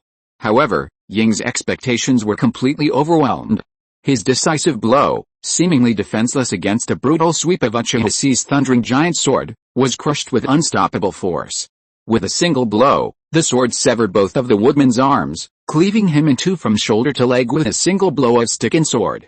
Impossible! Ying's eyes widened in shock, and he leaped away from the wooden figure's head, dodging the immense sword energy bearing down on him.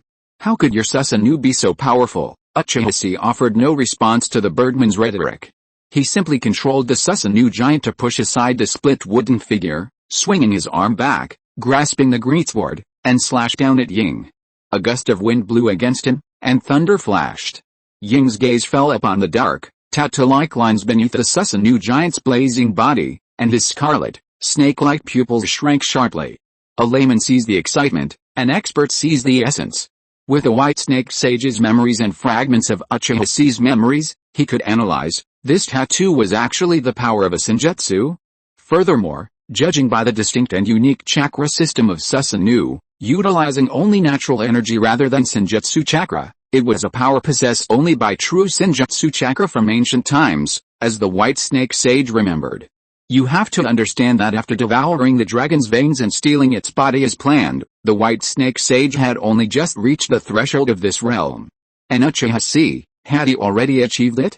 At this moment, during their initial exchange, Ying was immediately stunned. The heart of Uchiha Chi, which he held in his chest, had been taken by the White Snake Sage during their time in Hell Valley. At that time, Uchiha Chi hadn't yet completed the evolutionary process of eliminating his II bloodline, nor had he yet opened his main Gekyo Sharingan. Later, upon learning from the White Snake Sage's memories that he could activate Susanu, Ying assumed that Uchiha Chi had merely recently opened his main Gekyo Sharingan. In Ying's opinion, his strength was at best at the level of Madara, who had created him during the Warring States period. However, after battling Minato Namikaze and the other four, Ying was convinced that he was nearly reaching the level of Hashirama Senju. Aside from being unable to use the Sage technique, Wood Release, True Thousand Hands, combined with the Snake-Eyed Sharingan, he could even surpass Hashirama Senju in normal form, while being slightly weaker than Hashirama Senju in Sage mode. Without a doubt, its strength had already reached, or even far surpassed, that of a so-called Kage of a great nation. Even the combined strength of Minato Namikaze, Orochimaru, Sasori, and Naruto before the Battle of Pain were no match for it. And yet, now, it was being beaten like a dog by Uchiha Chi? Impossible. Ying couldn't help but stare wide-eyed, aghast at the tip of the Thunder Sword, which was being gouged by the giant Susanu, clutching his hands backward. He roared in disbelief, "It's only been so long since you fell off the cliff in Hell Valley, less than 2 months. How could you possibly have become so strong?" Uchiha Chi simply observed the scene indifferently, offering no reply. After all, even the Super Cages have a gap. And this gap is even greater than the gap between humans and dogs. I love the puzzled look the first Hokage gave the fourth Hokage when the Konoha F4 were destroyed by the impure world reincarnation, and the inward grumble he uttered, the Nine Tails, can that thing really kill people? Ever since returning to Laolin, Uchiha Chi hadn't felt the slightest bit of threat from this monster. Too weak, too slow to react, too slow to release his techniques. Nothing new, just using the old ninja methods. He finally mustered the killing intent, but it felt like he was using it to kill a powerless child. Uchiha's interest waned, and he could only watch in silence. This naive monster, the only one in the world who knew what he was planning, was casually swung by the mountain like thundering sword. With one blow, it pierced the ground, blasted into the magma, and vaporized into ash. Silence quickly returned to the scene. In the ruins below, everyone looked at each other in astonishment. They had fought so hard against an enemy that grew increasingly difficult to defeat, and yet, with such a casual blow, Uchiha had instantly destroyed it? Orochimaru was the only one standing silently in the dark corner, his eyes flashing with a sinister gleam. Although it was just one sentence, he was sure he heard the words uttered by the monster born from Uchiha's heart. With your strength, are you worthy of assassinating that man? This sentence made Orochimaru's eyes flicker, as if the connection extended to many things. However, just when everyone thought the incident was over, a voice of extreme madness and anger suddenly roared from the desert ground. Uchiha, do you think you can kill me? Then, a beast roar that had completely shed its humanity and returned to its wildness exploded from the ruins. I'll let you see it. What is the sun-devouring dragon? The reincarnated true immortal forbidden technique, the technique of the eight-headed snake. Chapter 415 Yaki's true form, linked together. An ancient aura rose from the desert floor, spreading an extremely unsettling atmosphere. Even Uchiha's face shifted slightly to a serious expression. At that moment, he sensed a chakra fluctuation far greater than that of Ying's human form, a terrifying aura that commanded his attention. No, perhaps it was more accurate to say that Ying's human form was merely a facade, a clumsy and self-deprecating attempt. Since returning to Laolin, Uchiha hadn't sensed any trace of the things he had lost in Ying. The zero tail, the burning heart, which could perfectly withstand the side effects of fire release chakra mode, and Tsunade's necklace, these three items were undoubtedly the core elements that fueled the formation of Ying's alien form, but he could detect no trace of them in Ying's human form. The opponent's techniques and fighting style were more reminiscent of those of the wood-release-wielding ninja god, Senju Hoshirama. This was actually quite strange. The more powerful a being, the more unique their fighting style and characteristics. Simply imitating others will only result in a haphazard outcome. The humanoid form of Ying was exactly that. If the real Senju Hoshirama had arrived, also using the wood figure technique, Uchiha would never have been able to so easily spot the flaw in his movements and crush him with a single strike. After a brief struggle, Uchiha had already discerned that the monster before him, known as Ying, was essentially the unintended product of the combined power of the White Snake Sage, Orochimaru, Zero Tails, and himself. However, the opponent's fighting style bore no resemblance to the Ryuchidoing. Uchiha frowned slightly, his gaze fixed on the trembling desert. Perhaps now was the moment to reveal the answer. At that very moment, from the depths of the desert, 8 gray-white beams burst forth, piercing the sky. A decaying, powerful aura, as if revived from a distant era, instantly spread. The desert's surface, squeezed apart by the surging natural energy, revealed through the cracks the distinct layers of sand, rocky bases, fossils, and even deeper layers, groundwater, and lava. And even deeper still, the ancient creature slain by the goddess of Mao, buried deep within the earth's mantle, as reported by the 3 snake princesses of Ryuchi Cave, a closed-eyed creature with a curved body, numerous triangular protrusions, and 4 sharp horns protruding from its forehead. It resembled nothing so much as a Chinese dragon as a native Japanese serpent. Only a withered, fossilized, and broken body remained. At that moment, the snake suddenly opened its eyes, its gaze gleaming with a ferocious murderous intent. Then, it opened its withered maw in horror, and uttered a shrill human voice that sounded like a blend of the White Snake Immortal, Orochimaru, and Uchiha. Face despair, I have shed my snake skin and ascended to become a dragon. Hiss, with an eardrum-shattering hiss, 8 brand new, surging, tangled, pale snakes suddenly burst forth from the maw of the ancient dragon's remains buried deep underground. In an instant, they soared from the ground, forming a massive, 8-headed, white-scaled serpent, 280 meters tall. 16 ferocious, serpentine pupils gazed down at the distant Susanoo, less than half its own height, scorning Uchiha, who looked on in awe. A naked torso emerged from a gaping snake's mouth, a smile of extreme excitement, yet a touch of sarcasm on his face. Holy, that's it. I've been waiting for this moment. The game of playing house is over. Uchiha, however, watching this scene, Uchiha's eyes flashed with understanding within Susanoo. I see, I was wondering why I'd been using Sage Transformation, cursed seal I for so long, but couldn't find my stupid snake or its heart. He suddenly looked up, gazing at the point where the 8 massive heads of the Yamada no Orochi connected. Beneath the thick hide and scales, he finally sensed something familiar. A throbbing human heart, surrounded by a pitch-black Ouroboros. That was Uchiha Chi's burning heart. Uchiha Chi finally understood the reason for the previous strangeness. Orochimaru had said that the White Snake Sage's plan was to use the Sage technique, transmission of the distant shadow, to steal the dragon's body and ascend to dragon form. Ying's formation clearly didn't fit this profile. Judging from its recent performance, it had, at best, absorbed Hashirame's cells, unexpectedly completing its sage-like evolution and acquiring the power of wood release. This was clearly merely a bonus. Wood release, while powerful, didn't align with the opponent's true fighting style. Ying, possessing the mind of a snake, stole and forged a body capable of harnessing wood release to fulfill its true purpose. Its true form remained hidden deep underground, tirelessly pursuing its original purpose. Until this moment. Following the cracks in the earth, Uchiha Chi's gaze fell to the depths where the Thunder God's sword had bored deep into the earth. There, Ying, slain by his sword not long ago, quietly transformed into twisted, foul mass of pale flesh, formed by 3 massive snake heads forcibly stitched together. Unsurprisingly, it was the 3 snake princesses of the Ryochi cave who had once attempted to devour him, Tanishin Shinheim, Ichikashimheim, and Ruriheim. Ying forcibly stitched the 3 snake princesses together, then used the immortal technique, transmitting distant shadows, to seize this forcibly joined body. Using this, he barely managed to bear the power of wood release, creating a series of false appearances to attract attention. Possessing the memories of the White Snake Sage, he naturally knew that once he began to steal the ritual, divine punishment would fall from the moon, hence his deception. In other words, what Uchiha Chi had just killed was merely a clone of Ying. Now, he faced the true Yamada no Orochi, Ying. A cold-blooded snake that would stop at nothing to achieve its goals, cunning and treacherous, a creature that accepted it as its instinct.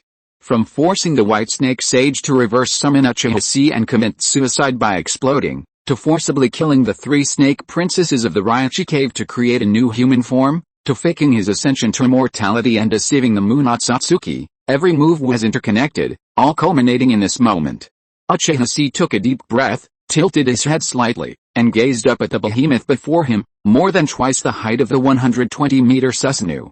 His expression showed not surprise but delight. That's more like it. His heart, calm to the point of boredom, stirred, his blood, dormant for over half a month, boiling once again. Facing this unknown, unpredictable opponent, a terrifying, information-hungry black hole, Uchiha Chi's eyes gradually revealed a flicker of excitement, a look of sheer ecstasy, a look of sheer, I'm totally fucking ecstatic. And then, Yamada no Orochi, Ying, Sage, desperately wants to beat out the female within you and take everything from you. Crack, he twisted his neck, stretching his body. He glanced at the subtitles rising before him, clapping his fists, a strange smile plastered across his face. Very good. Very good. Very good, I haven't felt this way in ages. I hope you can hold out a little longer this time. Chapter 416, The 10-Fist Sword is ineffective. At that moment, on the battlefield, Scorpion stared grimly at the battlefield not far away, a scene reminiscent of a myth. He couldn't tell whether it was frustration or bitterness. He could only allow Orochimaru to support and drag him away. If he stayed any longer, the aftermath of a clash between the 280-meter-tall Yamada no Orochi, as tall as a building, and Uchiha Chi's 120-meter Gundam would kill everyone present. And given Uchiha Chi's unwavering style of striking without hesitation and without unnecessary fuss, his refusal to strike now gave the enemy time to familiarize themselves with his strength, effectively giving them time to retreat. But Scorpion only felt a tightness in his chest, and his whole body trembled slightly because of it. He didn't understand, and it was even more difficult for him to accept it. So he could only collapse with the idea of I have caught up with him, and soon he will look up at my back ruthlessly shattered by reality. He turned his head hysterically, glared at Orochimaru on the side, and asked like a curse, what is that thing, Orochimaru? You know it, right? This is the trouble you caused. When Orochimaru heard this, his face suddenly turned black, and he thought to himself, how do I know what this thing is? Originally, Uchiha Chi's plan for his future immortalization was a 3-step process. Although he had acquired a wealth of knowledge from the White Snake Sage, from ancient times to the present day, the time was short, leaving him with little time to organize and plan, and he couldn't develop a more immediate alternative.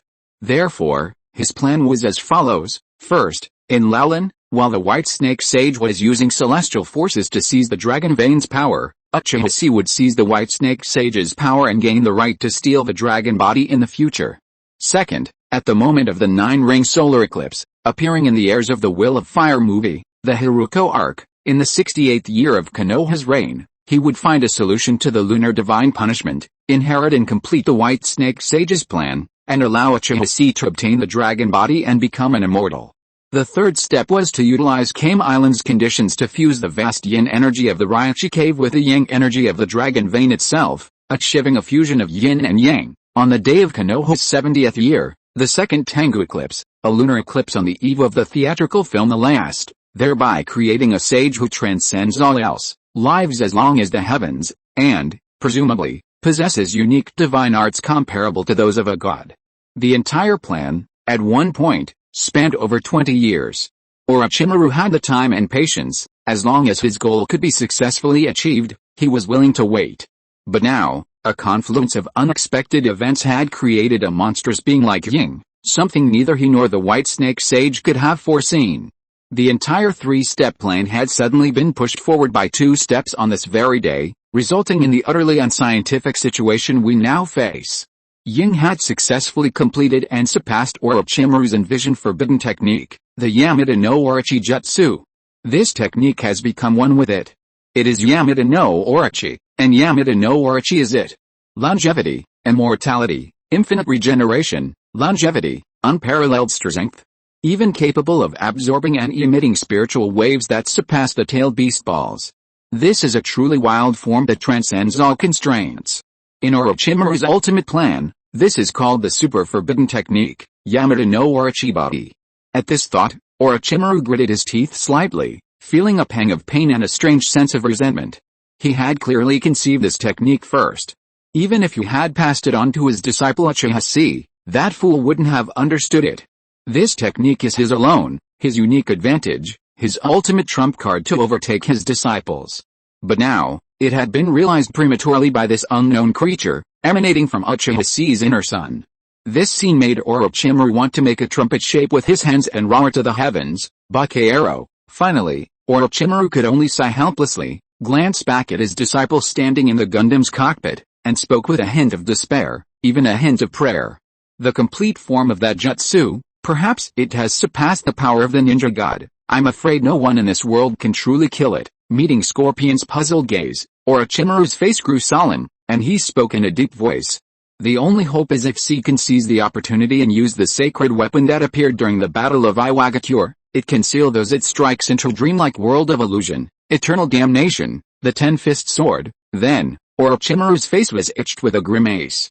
But what if that creature possesses both the memories of the White Snake Sage and my experience and intelligence? Knowing that Uchiha Chi possesses the 10-fisted sword, I'm afraid the 10-fisted sword won't work. Hearing this, Scorpion was stunned and looked up in horror. What did you say? Watching everyone on the field being taken away one by Namikaze Minato's flying thunder god technique, quickly moved to another location, Uchiha Chi turned around and looked at the 8-headed behemoth before him. Without hesitation, he closed his left eye, then suddenly opened his right. Bloodshot eyes gathered in his eyes, and like 8 petals dancing wildly, his Mangekyo Sharingan blossomed brilliantly. Boom, the clouds in the sky parted, thunder rumbled, and a mysterious spiritual light transformed into a crimson beam that descended. Wrapped in blazing flames, Susanoo raised his right arm and, with a startling urge, yanked from the sky a blazing, 80-meter-long sword, its handle a gourd and its blade a burning wine. Mangekyo pupil technique, mythical projection, 10-fisted sword. Whether mythical or real, this is a divine weapon specifically designed to attack the Yamada no Orochi. Uchiha Chi is no fool. Having already demonstrated to him that this sword, the future Uchiha Itachi, is the true father of the Yamada no Orochi, possessing exceptional restraining properties, he wouldn't be foolish enough to not use it. At this moment, the 120-meter-tall Susanoo Titan wields an 80-meter-long blazing sword in one hand and an 80-meter-long thunderbolt sword in the other. Wielding these two divine swords of destruction and sealing, he stares intently at the Yamada no Orochi before him, ready to charge and decapitate it, sealing it completely. However, Uchiha Chi had revealed his ability to summon the power of the ten-fisted sword over half a month earlier during the Iwagakure battle. Ying, who had remained in the shadows since his birth and had closely monitored Uchiha Chi's intelligence with the snakes of the Ryochi cave, was naturally well aware of this. Seeing Uchiha Chi unsheath the ten-fisted sword, a sneer crossed his face. HMPH. Is this the so-called Mangekyo Sharingan power? What an enviable power! But Ying's scarlet serpent pupils suddenly shrank, and he hissed a ferocious laugh. It won't work on me. With a roar, Ying, having gradually mastered the power of the mythical creature in the time Uchiha Chi had deliberately spared, was fully prepared. In an instant, the eight-headed serpent roared and lunged. Its massive body, as tall as a television tower, crushed the seemingly puny Susanoo Titan with overwhelming force, its 8 heads thrashing wildly. Well done, Uchiha Chi's eyes fixed, and without hesitation, he commanded the Susanoo Titan to stride forward. With a single thrust, he thrust his arm backward and thrust forward with a single, unstoppable thrust, fiercely thrusting the ten-fisted sword in his right hand. Flames erupted instantly, extending 200 meters, piercing through one of the Yamada no Orochi's heads. Blood sprayed like a fountain, and then pierced its body. The next moment, Uchiha Chi, just as he had sealed the five-tailed King Yuhio during the battle at Iwagakure, withdrew the ten-fisted sword. From the point where he had penetrated the Yamada no Orochi's body, the ten-fisted sword's wildfires spread wildly through the serpent's body. With a suction force as powerful as a storm, the entire serpent was engulfed in the seal. Then, he pulled the seal back. The ten-fisted sword, where it had pierced the Yamada no Orochi, instantly transformed into a fluid stream, spiraling back along the blade into the red gourd in the Susanoo Titan's right hand. But, at this moment, Uchiha Chi's brows furrowed. The ten-fist sword had indeed worked, sealing the part of the Yamada no Orochi that had been stabbed. A massive, 10-meter diameter bloody hole also appeared on Yamada no Orochi's body. However, he had clearly controlled the ten-fist sword to capture the entire snake, but when he was about to suck it in completely, he only sealed one head and part of the body of the Yamada no Orochi. At this moment, from one of the Yamada no Orochi's open bloody mouths, Ying sneered. I said, Uchiha Chi, you can't kill me. Immortality, forbidden technique, flesh reincarnation, now corpse reincarnation, soft body transformation, snake style, substitute technique. How are you going to defeat me when I have a countless forbidden techniques and infinite chakra? The most important thing is that I have completed the full body transformation of the great snake servant technique. Every part and every cell of this body is me, and not me. With your IQ of less than 100, how can you understand such a miracle?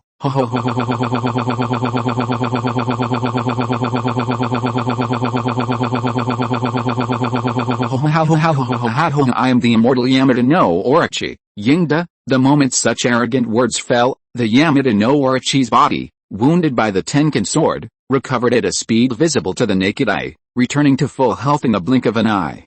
Within the snake's mouth, Ying's expression was ferocious, his eyes narrowed coldly as he looked down indifferently at the now stunned Uchiha Chi. So, next, are you ready for my torrent of blows? Chapter 417, All schemes are in place, a net of heaven and earth.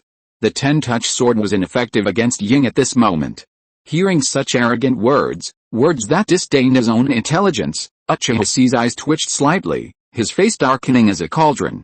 Ninja battles are battles of intelligence.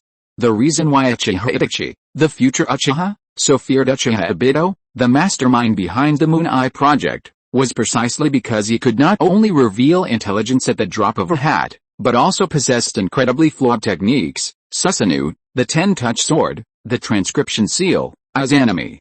Accomplishing the impossible at the most crucial moment demonstrates the importance of a trump card.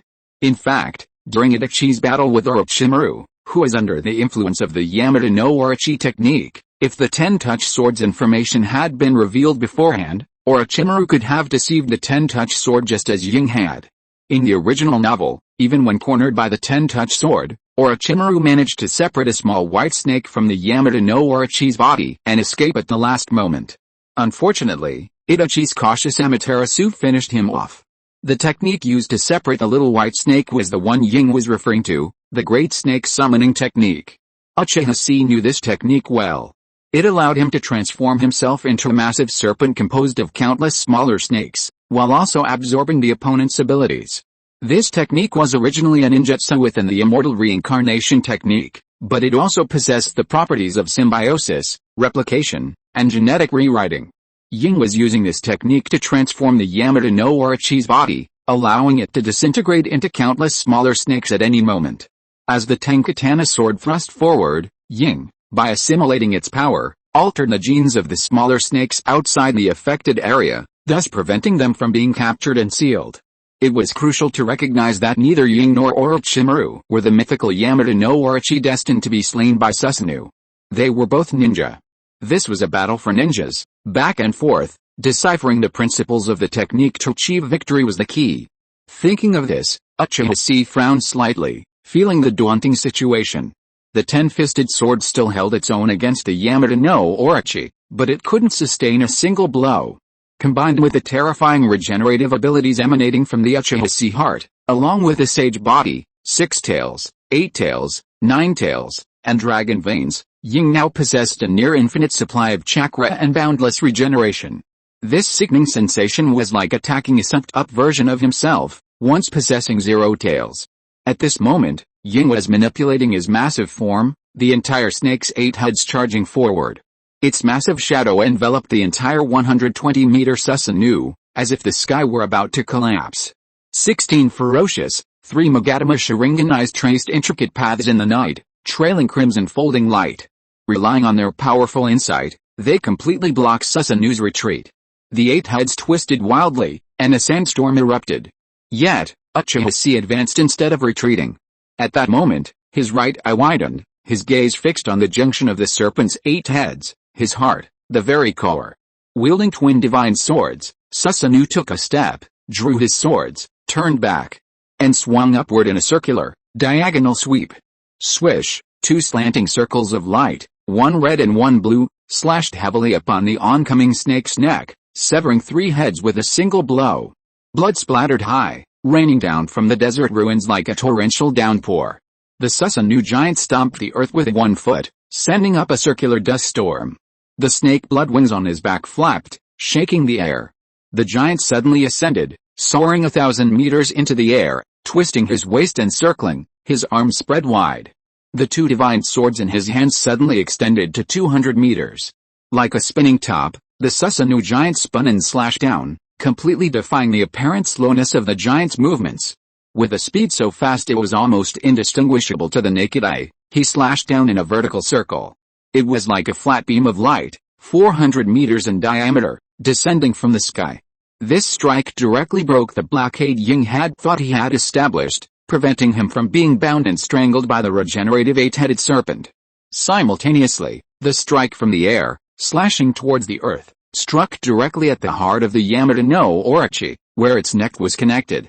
However, facing this blatant and fatal blow, it seems you still don't understand. All your attacks can't cause any substantial damage to me. A disdainful sneer appeared on the face of the giant snake, and he stared at the Uchiha Chi who was spinning down rapidly. He raised his hands and quickly made several seals, ending with the unseal, the great snake disintegration technique. As the seals were formed, the part locked by Uchiha Chi, the center of the Yamada no Orochi's body, melted like mud into tens of thousands of small white snakes, and collapsed towards the earth like rain. Flat beams of light with blue and red hues fell, like a hydraulic press squeezing pork, and countless blood flowers burst out. However, long before this attack hit, the heart was hidden among the countless small white snakes and moved. Ninjutsu, Shadow Snake had multiple binding. After the strike, the Yamada no Orochi suddenly closed its body, its 8 heads suffocating the Susanoo Titan, which landed not far away, like a python, its heads tightly biting the Susanoo Titan's body. The snake stretched out its body, its head raised high, tightly wrapping around the Susanoo Titan and tightening continuously. Ying stared at the trapped Susanoo Titan with a cold, icy glare. His expression vanished, and he calmed down like a machine, rapidly forming another series of hand seals. Earth Style, Earth Spear, Snake Limb Hardening, Cursed Seal, Snake Summoning Technique, Senjutsu, Sealing Technique, 5 Elements Seal. As if fearing Uchiha Chi's escape, Ying unleashed 5 ninjutsu designed to block Susanoo's movement. After Uchiha Chi demonstrated his ability to soar through the air by forming wings from his blood, Ying knew perfectly well that before developing a technique capable of capturing airborne units, Uchiha Chi could easily fight or flee as he pleased. And this was his chance to capture Uchiha Chi, his chance to change his will. This was his only chance. Therefore, he deliberately exposed a heart weakness that Uchiha Chi had previously been completely unaware of, deliberately showing off his rhetoric to provoke Uchiha Chi. Demonstrating the Yamato no Orochi's resilience by evading the Tenkin Sword's attacks. This forced Uchiha Chi to attack his only exposed weakness, his heart, which originally belonged to him. And there, he laid a net to capture Uchiha Chi. As a monster born from Uchiha Chi's heart, Ying proved to be naturally skilled in disguise, possessing a unique understanding of combat and the ability to design combat sequences. Therefore, he was able to accomplish the feats of an ant swallowing a snake and then a snake swallowing an elephant in his battles against Orochimaru and the White Snake Sage's will.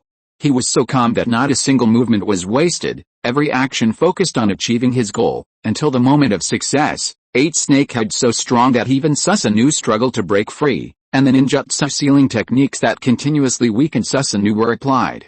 Susanoo was driven to death, unable to soar into the sky again. At this moment, the 8 snakeheads rose quietly, extending to the crystal atop Susanoo's head that provided the practitioner with a foothold. From within the snakes' mouths, Ying, half-raised, finally let out a smug smile. He took a deep breath, clasped his hands together 11 times, and unleashed the final killing blow. Immortal techniques, wonderful and powerful light. The next moment, 8 ferocious snake heads opened their huge mouths at the same time. From their mouths, a combination of the deep black of the tailed beast jade, the purple light cannon of dragon vein energy, and the wonderful and powerful light of the white snake immortal's immortal technique, 8 purple black light balls, suppressing an extremely terrifying aura and constantly twisting, were all aimed at the center of Susanoo's eyebrows. However, just as Ying was about to strike the last killer in this trap and beat up the young man who made him feel extremely scared, he discovered that there was no one in the crystal between the eyebrows of Susanoo, which was 120 meters high. In an instant, a slightly complacent smile froze on Ying's face. Chapter 418, Boiling Style, Powerful Susanoo. What the hell is going on? Gazing at the empty Susanoo, Ying's face was filled with astonishment, a sudden surge of unacceptable anger, as if he'd been tricked.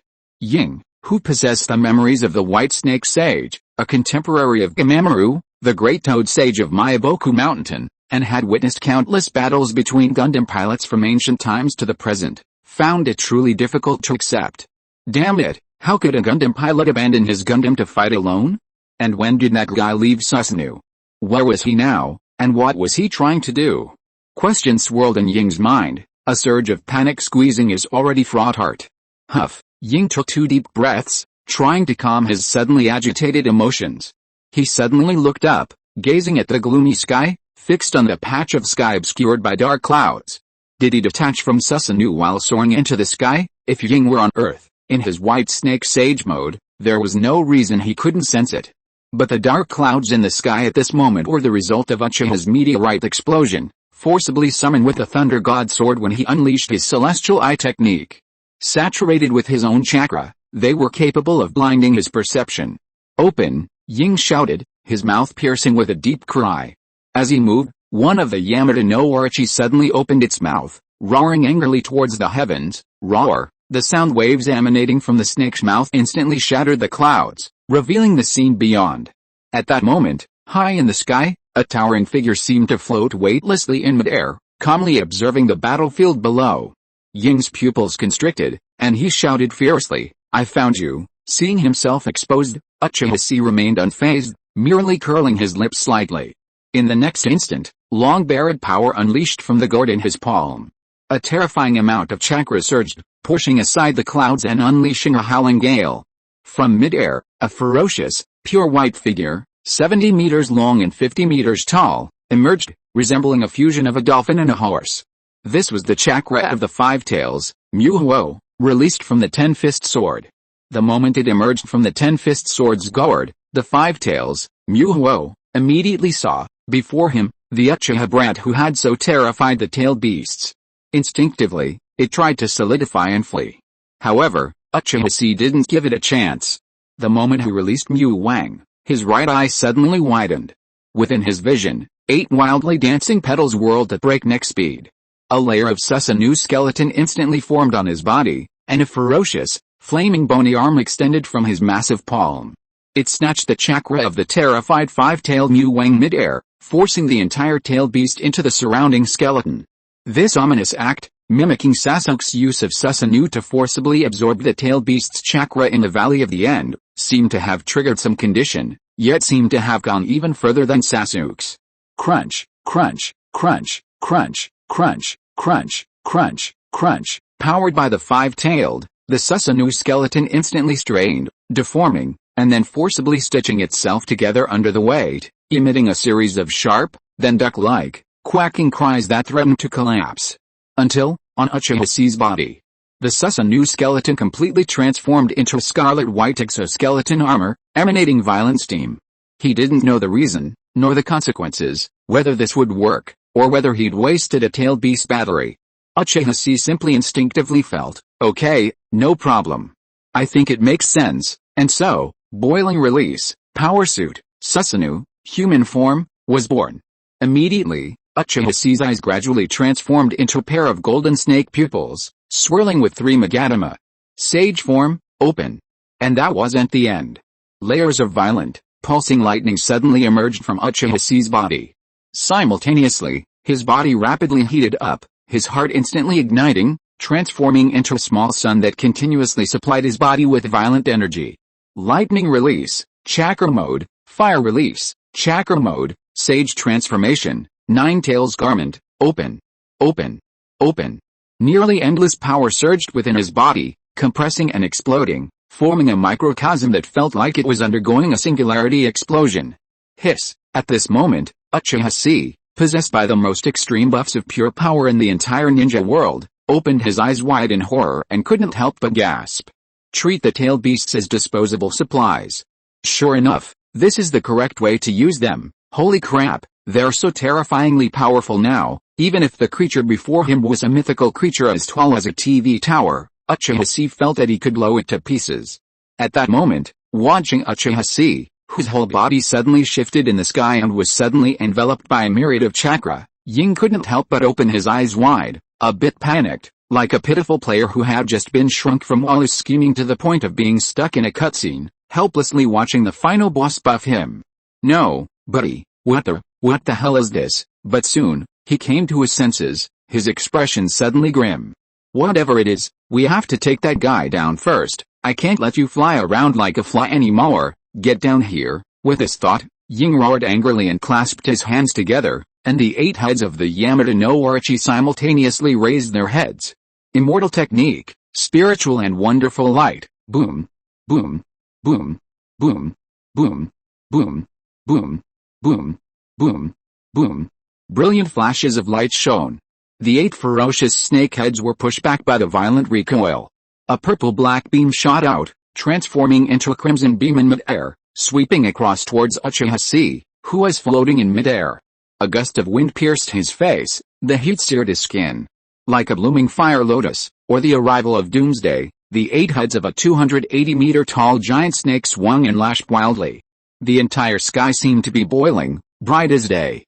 Facing this near-hopeless scene, Uchiha Chi, having completed his most powerful transformation, took a deep breath, his eyes suddenly flashing with cold light. The next moment, he inverted his body, leaned down, and placed one hand on his chest, forming the C seal. Release. His hair fell from his forehead, and his gaze passed through his black hair, gazing at the 8 crimson beams shooting towards him. At this moment, he released the super light and heavy rock technique, which allowed him to fly but reduced his strength. The sudden onslaught of gravity and inertia carried Uchiha Chi plummeting downward, leaping toward the earth from a height of thousands of meters.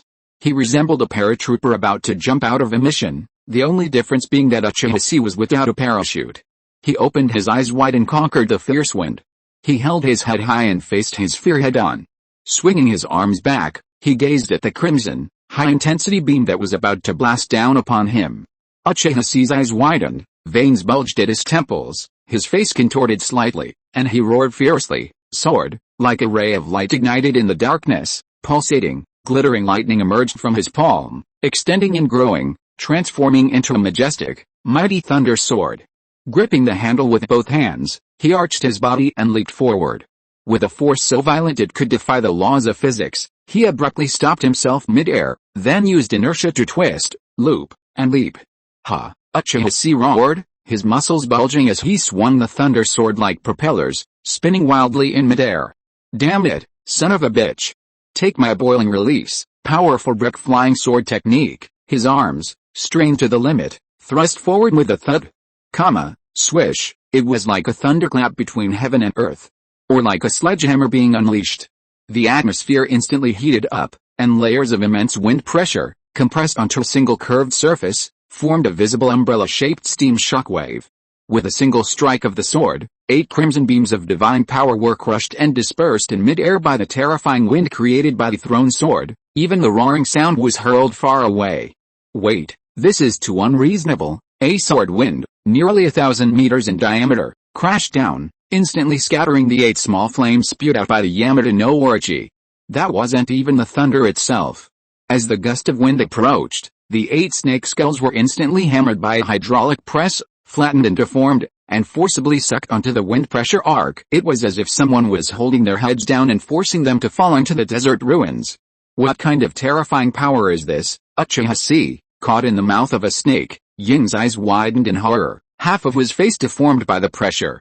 He could only roar in grief and despair. How could you be so strong?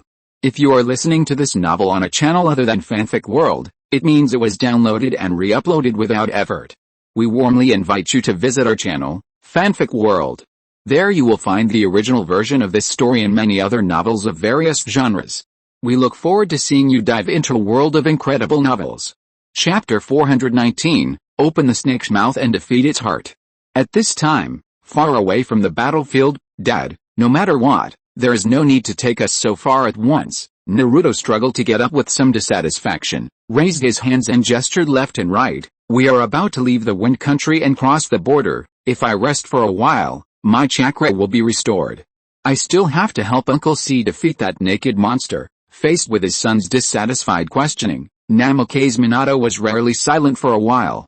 Then he shook his head and said with a sigh, Naruto, you don't understand the Uchiha. Your Uncle C probably doesn't need your help either. Stared at with strange eyes by a group of Konoha elders, his father, Minato Namake's, Orochimaru, the future initiator of Konoha's collapse plan, and Sasori, the future Akatsuki terrorist. Naruto felt even more perplexed. He straightened up and tried to reason with them. How could that be? Even with Sasuke, we've supported each other all the way here. However, before Naruto could finish his words, a brilliant flash of lightning suddenly lit up from the horizon where everyone was looking. It's coming. Seeing this light, Minato Namikaze took a deep breath, patted Naruto's shoulder firmly, and spoke solemnly. What's coming? Naruto looked up in surprise and saw, the flash of light in the sky suddenly illuminated the dark sky of the Wind Kingdom, as if it were daylight. Then, at the moment of thunder, the distant ruins were engulfed by the sudden explosion of light. All of Laolin was instantly reduced to nothingness. A massive mushroom cloud swirled and rose, and a massive circular dust storm, centered at the side of the thunderbolt explosion, stretched across a distance of nearly 8,000 meters. The entire kingdom of wind trembled like an earthquake. Heaven and earth were speechless. Standing in the distance, witnessing this explosion of light, Uzumaki Naruto couldn't help but blink. He was stunned, swallowing in disbelief, and looked back at Minato Namikaze. Is this the power of the Uchiha? Minato Namikaze nodded silently. Father and son stood side by side before the madly shaking, endless desert, letting the sweeping wind ruffle their golden hair. They fell silent. Only then did the explosion, which had silenced the entire Wind Kingdom for a moment, finally arrive. Boom! Stepping onto a patch of bare, charred sand, Uchiha landed heavily on the ground, but without stirring up any sand, he merely cracked it. It was as if a steamroller had meticulously rolled over every inch of the ground. Laolin had been compacted so tightly that it could barely shake a single inch of sand. Glancing at the boiling release, power Susanoo, which was beginning to show signs of instability and cracks, Uchiha couldn't help but frown slightly. It resembled the heavy particle mode of Naruto's sacrifice of the 9 tails in the future. However, he hadn't received the approval of the tailed beasts, nor did he have the presence of mind to ask the 5 Tails King to die voluntarily. Instead, he forced them to use him as a consumable. Furthermore, the fourth stage Susanoo was struggling to adequately carry the tailed beast supplies. Therefore, the power Susanoo was now on the verge of collapse. However, Uchiha Chi quickly ignored this question and turned his gaze to his opponent, who was barely breathing after being beaten. He had guessed Ying's seemingly meticulous plan. It wasn't complicated at all. He simply used his pre-Hell Valley self as a template, adding, at most, an advanced version of the Yamada no Orochi technique and an imperfect wood release technique. Using this template, he deduced the battle's method and ultimate goal. To defeat a flying target, one must devise a strategy to lure the opponent into attacking. So, Uchiha Chi simply played along, letting Susanoo play with it while he hid in the sky, creating thunderclouds to stack buffs. After all, with his now complex arsenal of skills, applying all the buffs would take quite a while. More importantly, Uchiha Chi wanted to see if Ying, who possessed a similar battle intuition, could surprise him. But the actual result was I thought you could force out the ultimate pupil technique of this eye. It seems that I overestimated you. Shaking his head, he looked down at Ying, who was left with only a broken body below him. After being chopped by the sword, he could only kneel on the ground like a salted fish, helplessly vomiting blood. Uchiha Chi sighed in disappointment. With such a foundation, you can obviously be stronger and more powerful, which should make me more excited. Unfortunately, you have not inherited my will at all. In fact, you are still resisting it. Hearing this, Ying, who was kneeling on the ground, couldn't help but raise his eyebrows and laughed with suppressed anger. Hey, who wants to inherit your shitty wish? Uchiha Chi, you don't really think you won? Oh, Uchiha Chi suddenly perked up, raised an eyebrow and looked at the young man kneeling on the ground. What other tricks do you have for me to see? Ying just sneered and stared indifferently at Uchiha Chi, who was still in the mood to joke with him. With the endless regenerative ability and endless chakra of this body, you can't kill me. Even if you beat me into this state, you absolutely can't kill me. You should know that better than me. It smiled faintly.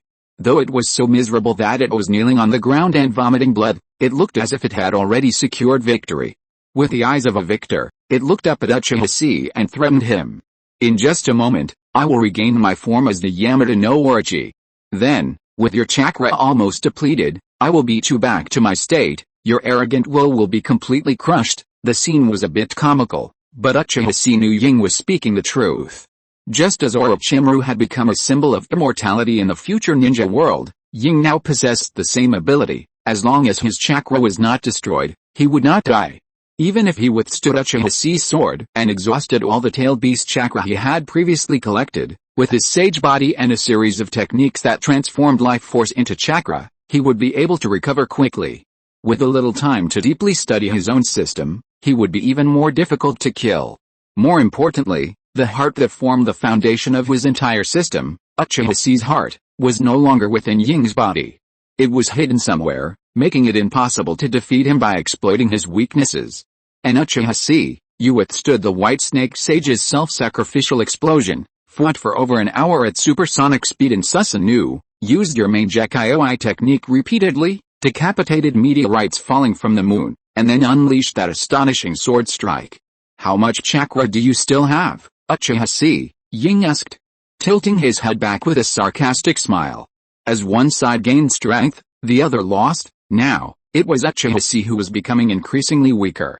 Not much, Uchiha Chi smiled very frankly, not hiding the increasingly dim and collapsing power suit Susanoo on his body, and the increasingly weak chakra fluctuations compared to his opponent. Then, he said seriously, but I am very sure that you will never achieve your goal. I will pry open your snake mouth and crush your heart. Hey, ha ha ha ha ha. As if he had heard some huge joke, Ying stopped vomiting blood, laughed loudly and stood up, his body recovering at a speed visible to the naked eye. Then, with a pair of ferocious scarlet snake eyes, he stared at Uchiha Chi and asked, I'm fine, how about you? Chapter 420, Words that break the heart, and are instantly refined. The scene at this moment was somewhat similar to when Uchiha Chi faced the third Hokage AI in Hell Valley. With the two tails and the zero tails at his side, providing him with unlimited chakra and regenerative power, Uchiha Chi, like an indestructible cockroach, could continuously unleash all sorts of fancy ninjutsu to smother the third Hokage AI. Now, the positions were reversed. Ying seemed to have become the same Uchiha Chi had been, while Uchiha Chi had become a tough man whom Ying could not shake no matter how hard he struggled. The gap in true strength between the two was as vast as an indestructible chasm. Yet, Uchiha Chi found it extremely difficult to defeat his opponent. After all, Ying, possessing nearly every life-saving skill in the ninja world, was a veritable punching bag. Ying, relying on his immense vitality, tried to outlast his opponent's peak, patiently waiting for Uchiha Chi's weakening. Uchiha Chi, on the other hand, finally lost his patience after hearing his opponent's response. His expression darkened, and he gazed with near indifference at Ying, who stood up, his neck held high in a dark, cold smile. The next moment, Uchiha Chi flashed before Ying, appearing in a flash. Without a second to react, he grabbed Ying by the neck, lifting him like a chicken. What's wrong? Did you feel hurt? However, facing the sudden attack of Uchiha Chi, Ying grinned cruelly and mocked him sarcastically. You can do whatever you want with this body. I have long severed the nerves that perceive pain. No matter how angry you are, what can you do to me? Did you understand, Uchiha Chi? This is reality. No matter what you think or do, you will never be able to kill me. You can only run away with your tail between your legs while I recover. Ying raised his chin, looked down at Uchiha Chi with his nostrils, and laughed wildly. I have gathered the insights of the world's longest-lived creatures, the thinking of the wisest people, and the most outstanding bloodline limits. The me of today is completely different from a lowly species like you. I am a creature of a higher level, a cold-blooded snake, a dragon of nothingness, an immortal. So, Uchiha Chi interrupted its self-climax and looked at it indifferently. Is this the reason you ran away? Hearing this question, Ying's pupils suddenly shrank. For some reason, he seemed to be a little humble, and in order to cover up his humility, he hysterically defended himself and shouted, Are you kidding? At this moment, now, I'm standing here. No, although you are standing here, your heart has already gone into the sewer. Uchiha Chi sneered, and the three black magadama in his scarlet eyes rotated slightly, as if he had completely examined the monster in front of him. He said softly, the reason why you have such favorable conditions, but you were still beaten by me and fled in panic, and couldn't even cause me a little trouble, it's just because you are afraid. Your technique is not complete. You think there are things you can't do. You think you must develop a technique for flying ability to compete with me, but time is not on your side, so, you're afraid, you're terrified, you hesitate. The fear of the unknown makes you always want to be absolutely sure before you act. You gave up wood release, which would cause me even more trouble, and chose to perfect the Yamada no Orochi technique, which might allow you to linger. Your bleak life is like the fable of picking up sesame seeds and losing watermelons. You gave up the most important thing that gave you life. What allowed you to defeat Orochimaru and the White Snake Sage was courage, faith, and the desperate struggle to survive. You got it all, the sage body, the Sharingan, countless forbidden techniques, sage mode. You got it right from the start, things I wouldn't have dared to imagine in the past, things that would be ridiculed by readers if I wrote a novel about it, yet you threw the thing that truly made you shine into the sewer, as if delivering the final verdict on the incredibly intelligent yet blindly foolish person before him. Uchiha Chi spoke calmly, so, you failed, you don't deserve such power. Hearing this, Ying's whole body couldn't stop shaking, and his heart felt like it was stabbed by a needle. Then, he immediately glared, his eyebrows raised, and blue veins popped out on his face. He stared at Uchiha Chi with a distorted face and angrily retorted, You're talking nonsense, my technique is perfect. My philosophy is absolutely correct. What do you know? What do you know? Uchiha Chi, do you think everyone is like you, not afraid of death? I want to pursue freedom. As he spoke, it seemed that he couldn't even convince himself. Ying gritted his teeth and stared at Uchiha Chi, who was holding him by the neck with grief and indignation. He had never felt so angry before, and never felt that he would be attacked so helplessly by meaningless words. It was also the first time he realized that he actually had such a weak, female, side. I told you, you're just scared, Uchiha Chi shouted coldly and aggressively. You are not only scared of me, you are also scared of Uchiha Madara, who has inherited my will and needs to face him. You are even more scared of Kaguya Otsutsuki, who came after Uchiha Madara, and after Kaguya, the group of Otsutsuki clan who are high and mighty and feed on planets. You learned about Uchiha Madara's general abilities from my memory fragments, but relying on the legacy left to you by Orochimaru and the White Snake Sage, you don't have the ability to deal with that man at all, so you are scared. You are not pursuing the so-called freedom at all. If you really want that kind of freedom, you should stand up, Resist, fight. And fight for your own future. Stop making excuses for yourself, you are just scared, that's all. Ying stared at Uchiha Chi with round eyes, his whole body shaking wildly, but, it couldn't say a word to refute. The man in front of him, this man, not only was his strength terrifyingly strong, his will frighteningly resolute, but even his tongue was so sharp that under his gaze, it was as if he were naked, his entire body exposed to every inch. Furthermore, he had been driven to such a state of humiliation by the power of a single word. Ying gnashed his silver teeth until they made a sound, his eyes flashing with an uncontrollable shame and anger. Like an enraged lioness, he roared hysterically, so what? So what? At this point, what can you do to me, you who are losing your power and I who am becoming more and more powerful? It is already clear who will win and who will lose. Enough, Uchiha Chi. In this world, history is written by the victors, and the losers will only be swept into the garbage dump of history. Stop your useless verbal arguments, now. I have changed my mind. Ying's voice rose from low to high, and he gradually roared, his face flushed red, then blue, his neck swelled as if it was about to explode, beads of sweat covered his head, and he glared at Uchiha Chi with a distorted face. I will kill you, I will kill you. However, looking at Ying who was gradually gaining strength, his body twisted and began to swell, and it seemed that he was about to break free from his control, his mouth to mouth really useless. Uchiha Chi quietly revealed a strange smile, looking at Ying with a look of contempt, as if he were looking at garbage, and sneered, I already know what I want to know, idiot. The next moment, Uchiha Chi grabbed Ying. From the palm of his hand that was strangling Ying's neck, several dark lines suddenly appeared, and quickly converged and connected to the dark sun mark in the center of Uchiha Chi's palm. It seems that you are indeed unable to deal with an opponent with the ability to devour chakra. Sage Transformation, Recell Attraction. Chapter 421, Concealing the Truth and Stealing the Heart with Evil Hands. Sage Transformation, Recellular Attraction. This technique, usable only by those gifted with a Sage Transformation ability, allows one to rapidly absorb the flesh and cells of another, transforming them into one's own, allowing for rapid recovery from injuries. This ability, also acquired by Uchiha Chi after the battle at Jigakudani, was used during his battle against Hoshigaki Kisame. At this point in time, when Jogo remained undiscovered by Orochimaru, this technique was a complete information black hole for Ying. Feeling the life force within his body uncontrollably surge toward Uchiha Chi's palm, Ying grew weaker as the opponent grew stronger. What the hell? Ying's heart skipped a beat, his face turning extremely pale. He stared intently at Uchiha Chi, his heart awash with fear, his eyes instantly filled with dread. How could you possess such an ability? Impossible, indeed. Uchiha Chi's analysis of him had hit Ying's sore spot. It was precisely because Ying lacked the means to counter Uchiha Madara that he feared him, believing Uchiha Chi's actions to be doomed to failure. Even possessing numerous Kekkei limits, his offensive and defensive prowess stretched to the limit. Why he feared the aging and weakened Uchiha Madara was easy to analyze. It was simply the Rinnegan and the ability it granted, which surpassed even sealing techniques and effectively countered the regeneration process, chakra absorption.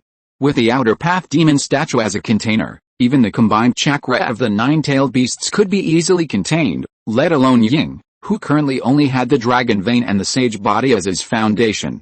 The core of this immortality rested on this immense chakra. Uchiha Chi's actions were like drawing away the firewood from under a cauldron. Combined with the fact that he had just demonstrated how he had stuffed a tailed beast into Susanoo with his bare hands, this indirectly proved that even if Uchiha Chi lacked Madara's ability to perfectly absorb vast chakra, he might still possess the means to drain it completely. Suddenly, a chill shot from the soles of his feet to the top of Ying's head, terrifying him, causing him to panic and bewilderment. Like a puppet being manipulated, he involuntarily harbored the thought of escaping, as Uchiha Chi had said. No, no. I will never let you succeed. Never. Pinched in Uchiha Chi's grasp, Ying's entire body instantly softened, dissolving into a pool of earth like mud. The next moment, the ground shook, as if something ominous was about to emerge. Boom! Shrinking considerably, only a mere 60-meter tall, 8-headed serpent emerged from the ground. 16 scarlet eyes were filled with fear. Without even glancing at Uchiha Chi, who had waited for so long above, its instinct for survival subconsciously forced it to flee. However, fool, you're wrong again. Watching this, Uchiha Chi's face curled into a sneer. The black lines and black sun on his arm vanished in an instant. Cellular absorption naturally couldn't compare to Uchiha Madara's chakra absorption. It could only absorb cells and life force, making it quite limited. If this technique could be used to kill Ying, Uchiha Chi would have used it long ago. Why wait until now? The purpose of using this technique now, combined with oral tactics, was to break down Ying's defenses and expose his true form, which contained Uchiha Chi's heart. Otherwise, if Ying remained hidden, Uchiha Chi would be powerless. At this moment, as Ying attempted to escape, a heart burning with incandescent flames, amplified by the second level of Sage Transformation Curse Seal, appeared clearly within Uchiha Chi's range of perception, like a firefly in the darkness. Without hesitation, Uchiha Chi raised both hands to his chest, joining his index and middle fingers together to form the Way Seal.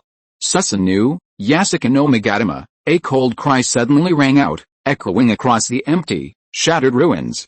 The 120-meter-tall giant Susanoo, carrying Uchiha Chi, soared into the air. With a wave of his hand, he plucked a series of flaming crimson Magatama from midair. With a swipe of his arm, he hurled them like an eagle's cry. 9 Magatama whistled through the air, instantly soaring out.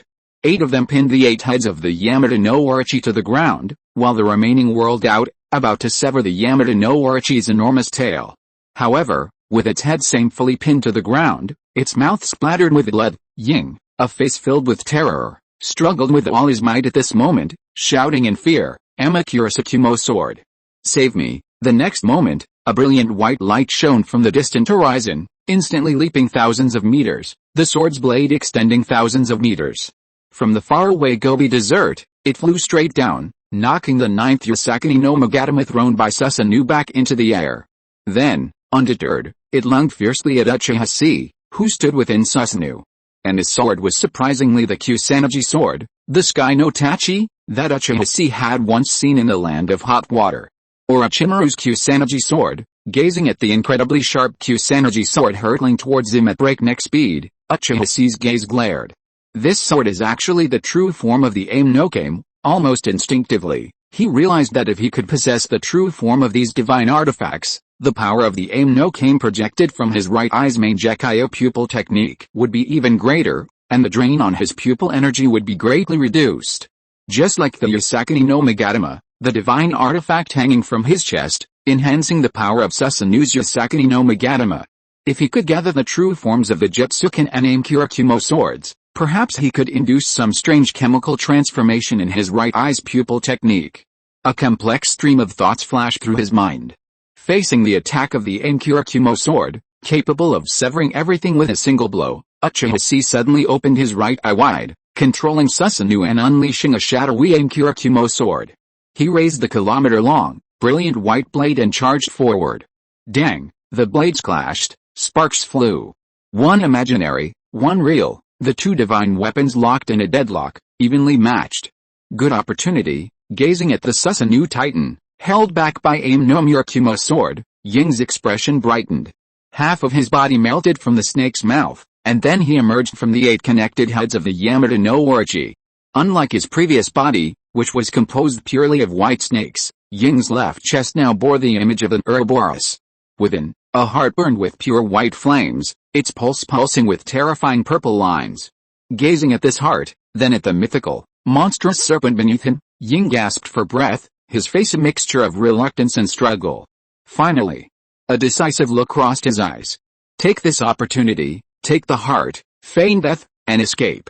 As long as this heart remains, I have a chance to make a comeback. Uchiha Chi, I will definitely come back, but at that moment, puff, a fiery red sword tip pierced through the flesh of his chest and suddenly emerged. Ying stared blankly at the scene, a realization dawning on him. Then, in disbelief, he turned his head and saw, the young man, who should have been fighting against Murakumo Ken in Susanoo, had appeared behind him without him noticing. A silent smile played on his face, and he shook his head, saying disdainfully, "Idiot, a Saint Sei wouldn't be defeated by the same move twice." Chapter 422, Intermission, Burning flames penetrate the heart. Dang, you forcibly exorcised a female Yamata no Orochi, Ying, sage, who is attempting to female you. She is near death, unable to rise again. You gain a random skill from her, Super Yamata no Orochi Jutsu, S, Mastery, unlocks sub-skills, Snake Limb Hardening, A, Earth Escape, Earth Spear Enhanced, Serpent Command, A. Soft Body Transformation, A. Serpent Disintegration, A. Shadow Snake Limb, C. Immortal Magic, Invisibility, B. Immortal Magic, Transmission of Distant Shadows, A. Immortal Magic, Spiritual Aura, S. All of these skill proficiency levels are at beginner level. Under the influence of the All-Martial Mastery effect, all are raised to Adept. Strong Counterattack, Bonus Critical Hit, you draw an additional random skill from her, Psychic Summoning Jutsu, 5-layered Rashomon, A. Beginner's level, your heart strength level increases. Standing behind Ying, he slowly pulled out the 10-fist sword that pierced his vest from behind. With this action, at such a close distance, Ying, who could no longer use the Great Snake Disintegration technique to be immune to the sealing power of the 10-fist sword, was completely unable to resist the power of this artifact. It could only stare blankly as its body twisted and spun, its flesh being ripped away inch by inch. Standing atop the ruins of a once bustling city, it felt the strength of its life gradually ebb away. Facing impending death and silence, its heart was filled with endless fear and despair. In the end, this fear and despair transformed into rage, igniting the sea of its heart. Its face was grimacing, its teeth gnashing, and it cursed the victor who had stabbed it in the back with a most vicious curse. Uchiha Chi, you think you've won, but no, you're only heading deeper into hell. You're destined for a life of unbearable pain and torture. Your life will be filled with obstacles at every step, and nothing will be accomplished. You'll be looked down upon by the world, abandoned by everyone, helpless and destitute. You'll never be able to turn things around. No one can protect you. No one can do it. You will eventually fall into the most foul-smelling mud and dance with me. That day isn't far away. Ha. It's not far away. The clang-gang-gang of bonus critical hits echoed in his ears, mingling with Ying's exasperated curses. Uchiha Chi felt nothing but the noise, his eyes clear. At that moment, he reached out and caught the greatest reward of this battle, a ball encased in the Ouroboros transformed by Zero Tail. It was airtight, as if shutting off from the world. Within, a blazing heartbeat with a powerful, surging sound. Under the baton of Orochimaru and then the White Snake Sage, this heart unexpectedly devoured Hashirame's cells, ultimately becoming the core of the sage body, flowing with an unquenchable flame and fused with the power of the dragon vein. Anyone who could adapt Uchiha Chi's cells and install them would gain a sage body infinitely close to the power of the ninja god, Hashirama Senju. Feeling the powerful force surging from this heart, Uchiha Chi's gaze grew solemn. He lamented Ying's neglect of the main goal. This is a path that leads directly to the Super Cage, even surpassing Senju Hashirama. It's a pity, if you cannot acknowledge the will within this heart, then you cannot touch its true power. Shaking his head, Uchiha Chi silently reached out, releasing chakra, and carefully peeled off the Zero Tail's body wrapped around the heart, piecing together its approximate appearance in life. An ugly snake. Although he hated to accept it, it was a pity. This tailless beast, who had accompanied him throughout his conquests of so many powerful enemies, had been gone for some time. The Zero Tail, Orochimaru's will, and the White Snake Sage's will, in the process of fusion and collision, were ultimately devoured one by Ying, who was born from the Zero Tail's will. Before its destruction, Zero Tail's consciousness disapproved of Ying, who was influenced by the will of Orochimaru and the White Snake Sage. Perhaps it felt that this idiot had been cowardly, refusing to experience even the most extreme and dark emotions of a life or death battle, let alone the emotions of a normal human. Therefore, it formed a flawless Ouroboros and sealed his heart. Holding the simple, if you don't feed me, then don't eat me either, Tachan's values prevented Ying from further developing this heart's power. Unable to further develop wood release and the sage body within a short period of time, Ying focused his full attention on perfecting the Yamada no Orochi technique. Otherwise, Uchiha Chi might have faced a formidable opponent mastering Senjutsu, wood release, regeneration techniques, and various forbidden techniques, possessing a battle intuition that allowed him to freely combine these abilities into new ninjutsu, and possessing an incomparably formidable fighting will and ability. While the outcome wouldn't have been significantly different, and even if Ying had acknowledged Uchiha Chi's will, neither side might have fought, it was still a bit regrettable. A series of fates had ultimately led to the current situation. This fully demonstrated that the world is a vast, makeshift organization. No matter how meticulously planned, it would eventually deviate from its original trajectory for one ridiculous reason or another, leading to an unpredictable and ridiculous future. Holding the shattered body of Zero Tail, Uchiha carefully sensed its chakra for a moment, as if confirming something. Finally, he raised his head and gazed eastward, a smile spreading across his face. East of the Wind Country, in the direction of the Fire Country, lay the location of the Soren Ninja Village ruins that Shinin had given him. Like the tailed beasts capable of rebirth, the Zero Tails, formed from the convergence of various negative wills, would eventually be reborn, in the location Shinin had indicated to him. And the time of rebirth, 3 years, Uchiha's lip curled. HMPH, foolish snake. Then let's fight side by side again in 3 years, I hope I'll still be alive by then. With this thought, Uchiha's eyes fixed on the heart within his palm. Even helpless and exposed to the air, it still beat vibrantly, scorching the air with a crackling sound, his own heart. The next moment, he grasped the pulsating, incandescent object in one hand. Breathe, he took a deep breath, raised his left hand, summoned the Kusanagi sword, gritted his teeth, his face contorted, and held the blade against his chest. He thrust. Puff, the blade brutally split flesh and parted bone, his magical power widening. The night was late, and the world was still. The moon in the sky had finally completed its journey from waning to full. Its light streamed down, illuminating the ruins of the battlefield, resembling a sunflower. It was as if standing on a grand stage, its curtain about to be drawn, a broken person taking the first step towards perfection. Under the moonlight, the young man, his eyes gleaming with anger, his hands trembling, enduring immense pain, finally, he placed the world's hottest fire into his chest. Chapter 423, Eternal Body in Immortal Form. When the long-wandering heart returned to its proper place, it began beating again. Blood flowed through the heart into the aorta, then into the medium and small arteries, flowing to the capillaries throughout the body. Then, through the small, medium, and large veins, it returned to the heart. Beating at a frantic rate of 180 beats per minute, the approximately 20 seconds required for a single blood circulation in the human body were further compressed. New blood, more active and adaptable, imbued with the power of a bloodline limit, was continuously produced, displacing and replacing the old. Puff, Uchiha's eyes widened, and he vomited a mouthful of black blood, the product of the merging of necrotic tissue and blood. Simultaneously, lines of bulging blood vessels appeared on his body, and blood began to seep out from beneath the skin.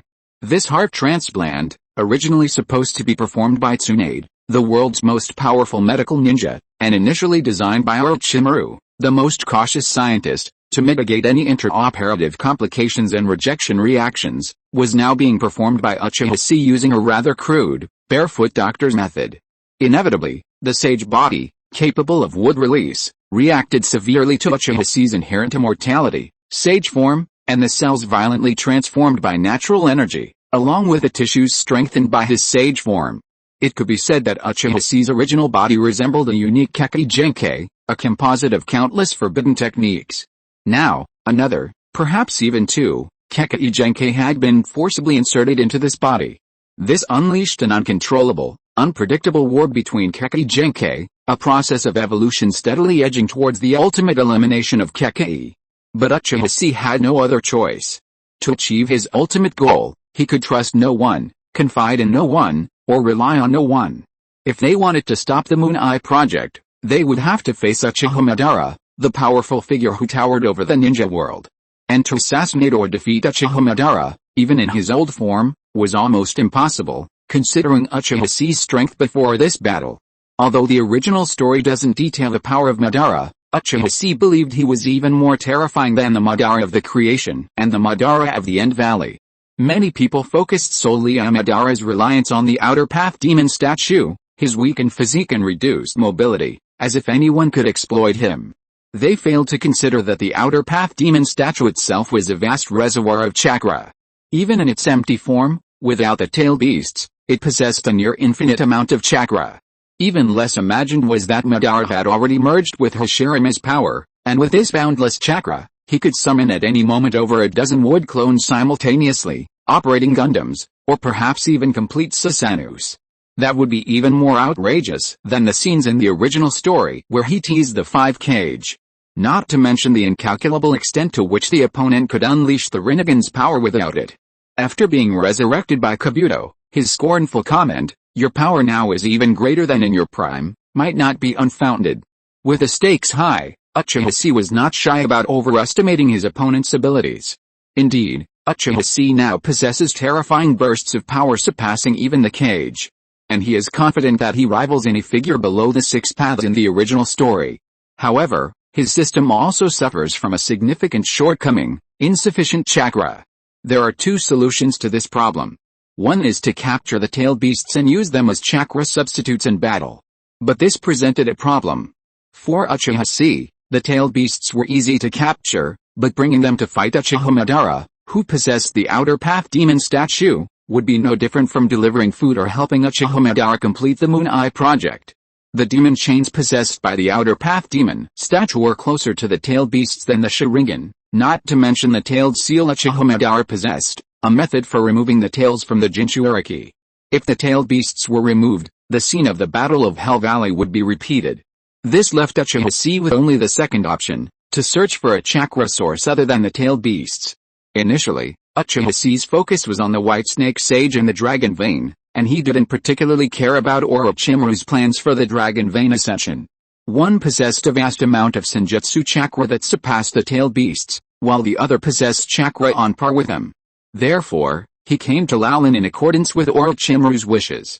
However, a series of unexpected events later changed the course of events. Finally, the heart, fused with a sage body, White Snake Sage chakra, and Dragon Vein chakra, returned to his grasp. The first step of the assassination plan was not only a perfect success, but also yielded unexpected rewards. Now, preparations must be made for the second step, preventing Uchiha Madara from retrieving his Rinnegan, and even preventing him from using his outer path demon statue. Kill him before he can reconnect his oxygen line. This step requires lightning-fast action and rigorous security throughout, with absolutely no information leaks. The gap between a super shadow and another is as wide as a dog's, and the gap between a super shadow and a 6 paths level powerhouse is like a mayfly trying to shake a tree. Uchiha Madara must not be allowed to reclaim his Rinnegan. Otherwise, Uchiha Chi will be sent home under escort. With this thought in mind, Uchiha Chi gritted his teeth, swallowing the pain, and clenched his fists, silently sensing the process of the fusion and collision of all the forces within his body. Soon, a threshold loomed in Uchiha Chi's mind. 1 month. It takes 1 month to completely renew the blood and fully evolve the body. Within this month, all preemptive strategies will be completed. Then, initiate the assassination attempt on Uchiha Madara. Blood circulates throughout the body in a mere 20 seconds, while completely renewing the entire blood supply, including red blood cells, white blood cells, platelets, and other blood cells, takes 3 to 4 months. Uchiha Chi's heart beats an average of 180 times per minute, and his blood flow is far faster than that of an average person, greatly shortening this process. Furthermore, once a blood cycle is complete and the power generated by the heart flows throughout the body, this body undergoes its first evolution. Fueled by boundless natural energy and an overflowing vitality, a practice that should have taken years was visibly reaching perfection at an almost insane pace. With just 1 blood circulation, my body's strength has surpassed that of a 4th stage Susanoo. This is, Uchiha Chi's eyes flashed with shock, and he said in surprise, Sage form, eternal body. Chapter 424, the concept of the nuclear sage's posture, or Orochimaru's questioning. The sage form, discovered by Uchiha Chi through this body, is a method of harnessing pure natural energy. When activated, Uchiha Chi's physical strength is dramatically enhanced, granting him the ferocious power to tear a tailed beast apart with bare hands. However, he suffers a period of weakness afterward. This condition is alleviated after he acquires the same sage-like talent as Jugo. Leveraging the power of heavenly initiation, Uchiha Chi is able to perform the sage form twice in a short period of time. Furthermore, the process of continuously using the sage form allows his cells to absorb natural energy and continuously strengthen themselves. Over time, after several years, Uchiha Chi's body will reach its limit, and under normal circumstances, he will regain the ferocious power of the sage form. This state is also known as the sage form, eternal form. Now, with the initial manifestation of the sage body formed by the fusion of Oshirima's cells, it is driving this technique towards perfection. In other words, the sage form had become a powerful buff permanently residing within Uchiha Chi's body, requiring no special activation.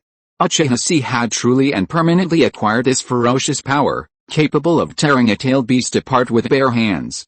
However, is this the upper limit? Uchiha couldn't help but frown. He sensed that even though his body now possessed greater vitality, life force, and natural energy, the upper limit of this technique wasn't advancing any further. It seemed that natural energy had only reached its limit in strengthening the body. It was roughly equivalent to opening the 8 gates of ninjutsu to a level between the 7th gate of turbulence and the 8th gate of death, without any side effects. While this was already powerful, and indeed a truly exceptional power in the ninja world, it was still somewhat lacking compared to the opponents Uchiha would face in the future. At the very least, he would need to strengthen his body to the level of Naruto's explosive heavy particle mode to consistently defeat Satsuki Aishiki, who was currently hiding somewhere on this planet and secretly driving the advancement of ninja technology. And right now, it felt like he was still just a little short of that. Through the accumulation of sage bodies, dragon veins, sage hearts, and sage transformation, I have now reached the limit in simply piling up quantity, so I can only make quantitative changes produce real qualitative changes by changing the principle. The core of the heavy particle mode that exploded when 32-year-old Naruto sacrificed the 9-tailed fox is similar to the principle of nuclear fusion, that is, the principle that the sun generates energy through nuclear fusion, combining many light particles to produce heavy particles. I don't have the 9-tailed fox, and I don't have time to find a tailed beast or playhouse, but Uchiha opened his Sharingan and looked at his chest. At the brightly beating incandescent heart beneath his chest. The principle of fire style, chakra mode, is to completely ignite chakra, causing it to burn itself, creating a chain reaction similar to a nuclear explosion. I once accidentally relied on this ability to defeat 300 Tsunagakure on the battlefield of Rain Country, and nearly annihilated the 8-tailed Gyuki on my way to support Hell Valley. It's no exaggeration to say that fire style chakra mode is the culmination of millennia of the Uchiha clan's ninjutsu. Though shelved and considered useless, its perfect concept and the power it possesses after successful practice are undeniable. Even though Uchiha has now acquired numerous high-end abilities and techniques in the ninja world, this technique remains a crucial component of his combat system. Tisk, what wisdom, senior, Uchiha sighed. He truly had no idea that, even now, great elder Uchiha Setsuna and the Uchiha clan, who had developed this technique over millennia, were still targeting him. The key to integrating fire-style chakra mode with a sage form is to switch fire-style chakra mode from burning the chakra in a body to directly burning the natural energy in the cells. Well, it's not complicated, it's just a matter of changing a faucet. Uchiha Miyagi was lost in thought for a moment, and began to think that this would work. However, at this moment, idiot, a hoarse voice interrupted Uchiha's thoughts, with a hint of horror in the tone, and scolded very seriously, doing that will directly blow you to death. Orochimaru, who had just returned to the ruined Lalin, heard his own Miyagi disciple seeming to study how to commit suicide. His eyes twitched, and he could only explain with his hand on his forehead in a troubled manner, if you want to complete this technique, you must first understand the mass energy equation E equals mc, confirm the mass of the natural energy as the reactant, and study whether natural energy can have the same combustion characteristics as chakra. Only then can you calculate the instantaneous release of the final energy and control this technique within a teacher or Orochimaru. Uchiha's lips curled up, and he turned with a smile, waving at the newcomer. Within him, the complex fusion of his sage body, sage transformation, and sage form was completing its final integration. At this moment, Uchiha's perception was far greater than before, so he naturally sensed Orochimaru's arrival long beforehand, and the gloomy, oppressive look on his face, as if a dark cloud of worry couldn't be erased. That's why Uchiha had proposed this fantastical idea. On the one hand, he truly wanted to hear Orochimaru's opinion, but on the other, he sensed a hint of struggle in Orochimaru's gaze. Uchiha didn't know how to describe the expression on Orochimaru's face. It was a complex expression, caught between humanity and rationality, wavering between the two, hesitant and uncertain. It resembled the inner struggle of a mad scientist about to kill the guinea pig he had been with for years, a test subject that had become his pet and companion. It was also like the joy of seeing the windmill turning, yet the cruelty of interrupting the process himself. Uchiha couldn't understand why Orochimaru had such an expression. But he knew that, because of him, Orochimaru had gained so much from the deceased White Snake Sage, knowledge he shouldn't have known now, knowledge of the past, distorted historical truths, and the possible future of the world. Orochimaru had been cultivating himself, personally nurturing a monster beyond his control. He sought to trace a previously obscure path through Uchiha Chi, to replicate it and ultimately surpass it. But now, Uchiha Chi's growth had far exceeded Orochimaru's expectations. His progress was beyond common sense. When the windmill speed went from 15 to 30 revolutions per minute to a maddened swirl as if powered by a nuclear engine and mutated, the speed once soared through the sky, reaching 100 million revolutions per minute. This left Orochimaru, who refused to stop staring at the windmill, feeling a sense of bewilderment. Perhaps it was because the road had finally come to an end, or perhaps it was simply because they had reached a fork in the road where they had to part ways. Both sides sensed this reality, yet they had tacitly tried to avoid it, until now, unavoidable. Orochimaru remained silent for a long time, standing atop the ruins, watching the moon rise from its peak in the night sky to its shifting, fading into the western mountains. Uchiha Chi patiently accompanied him, quietly observing the celestial phenomena, enjoying the comfort and serenity of having his mentor by his side.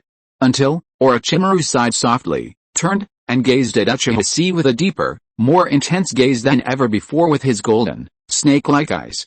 Then, as if filled with immense determination, he asked hoarsely, "See, what kind of person do you want to be?" Chapter 425 Uchiha Chi, you are out on your way. What kind of person do you want to be? Hearing Orochimaru's profound question, Uchiha Chi was momentarily taken aback, his mind lacking an answer for a moment. From the moment he arrived in this world, from being forced into becoming a ninja of the Uchiha clan, he had been forced to act, struggling on the blurred line between life and death, until he had embraced this instability and madness, determined to shoulder the responsibility and change it all. Honestly, he didn't have the luxury or time to ponder such a kindergarten question as, what do you want to be when you grow up? At this moment, Orochimaru stared at Uchiha Chi and laughed hoarsely. See, in this world, there are two kinds of people, or rather, two kinds of heroes. One kind of people, they are obsessed with a halo of heroes and will do things to save others, but in fact, they don't feel that others need help.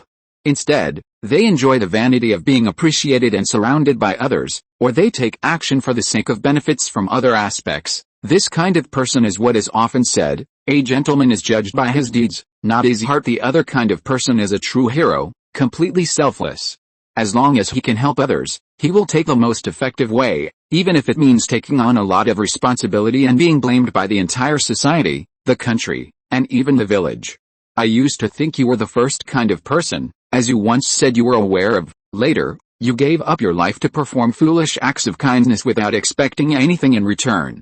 This made me doubt that you harbored the second kind of will, the will of a true hero. Until now, I realized that you are the third kind of person. Orochimaru narrowed his eyes, his golden serpent pupils reflecting the gloomy depths of the night before dawn. Scenes like illustrations from a mythical biography flashed through his dark, muddy gaze.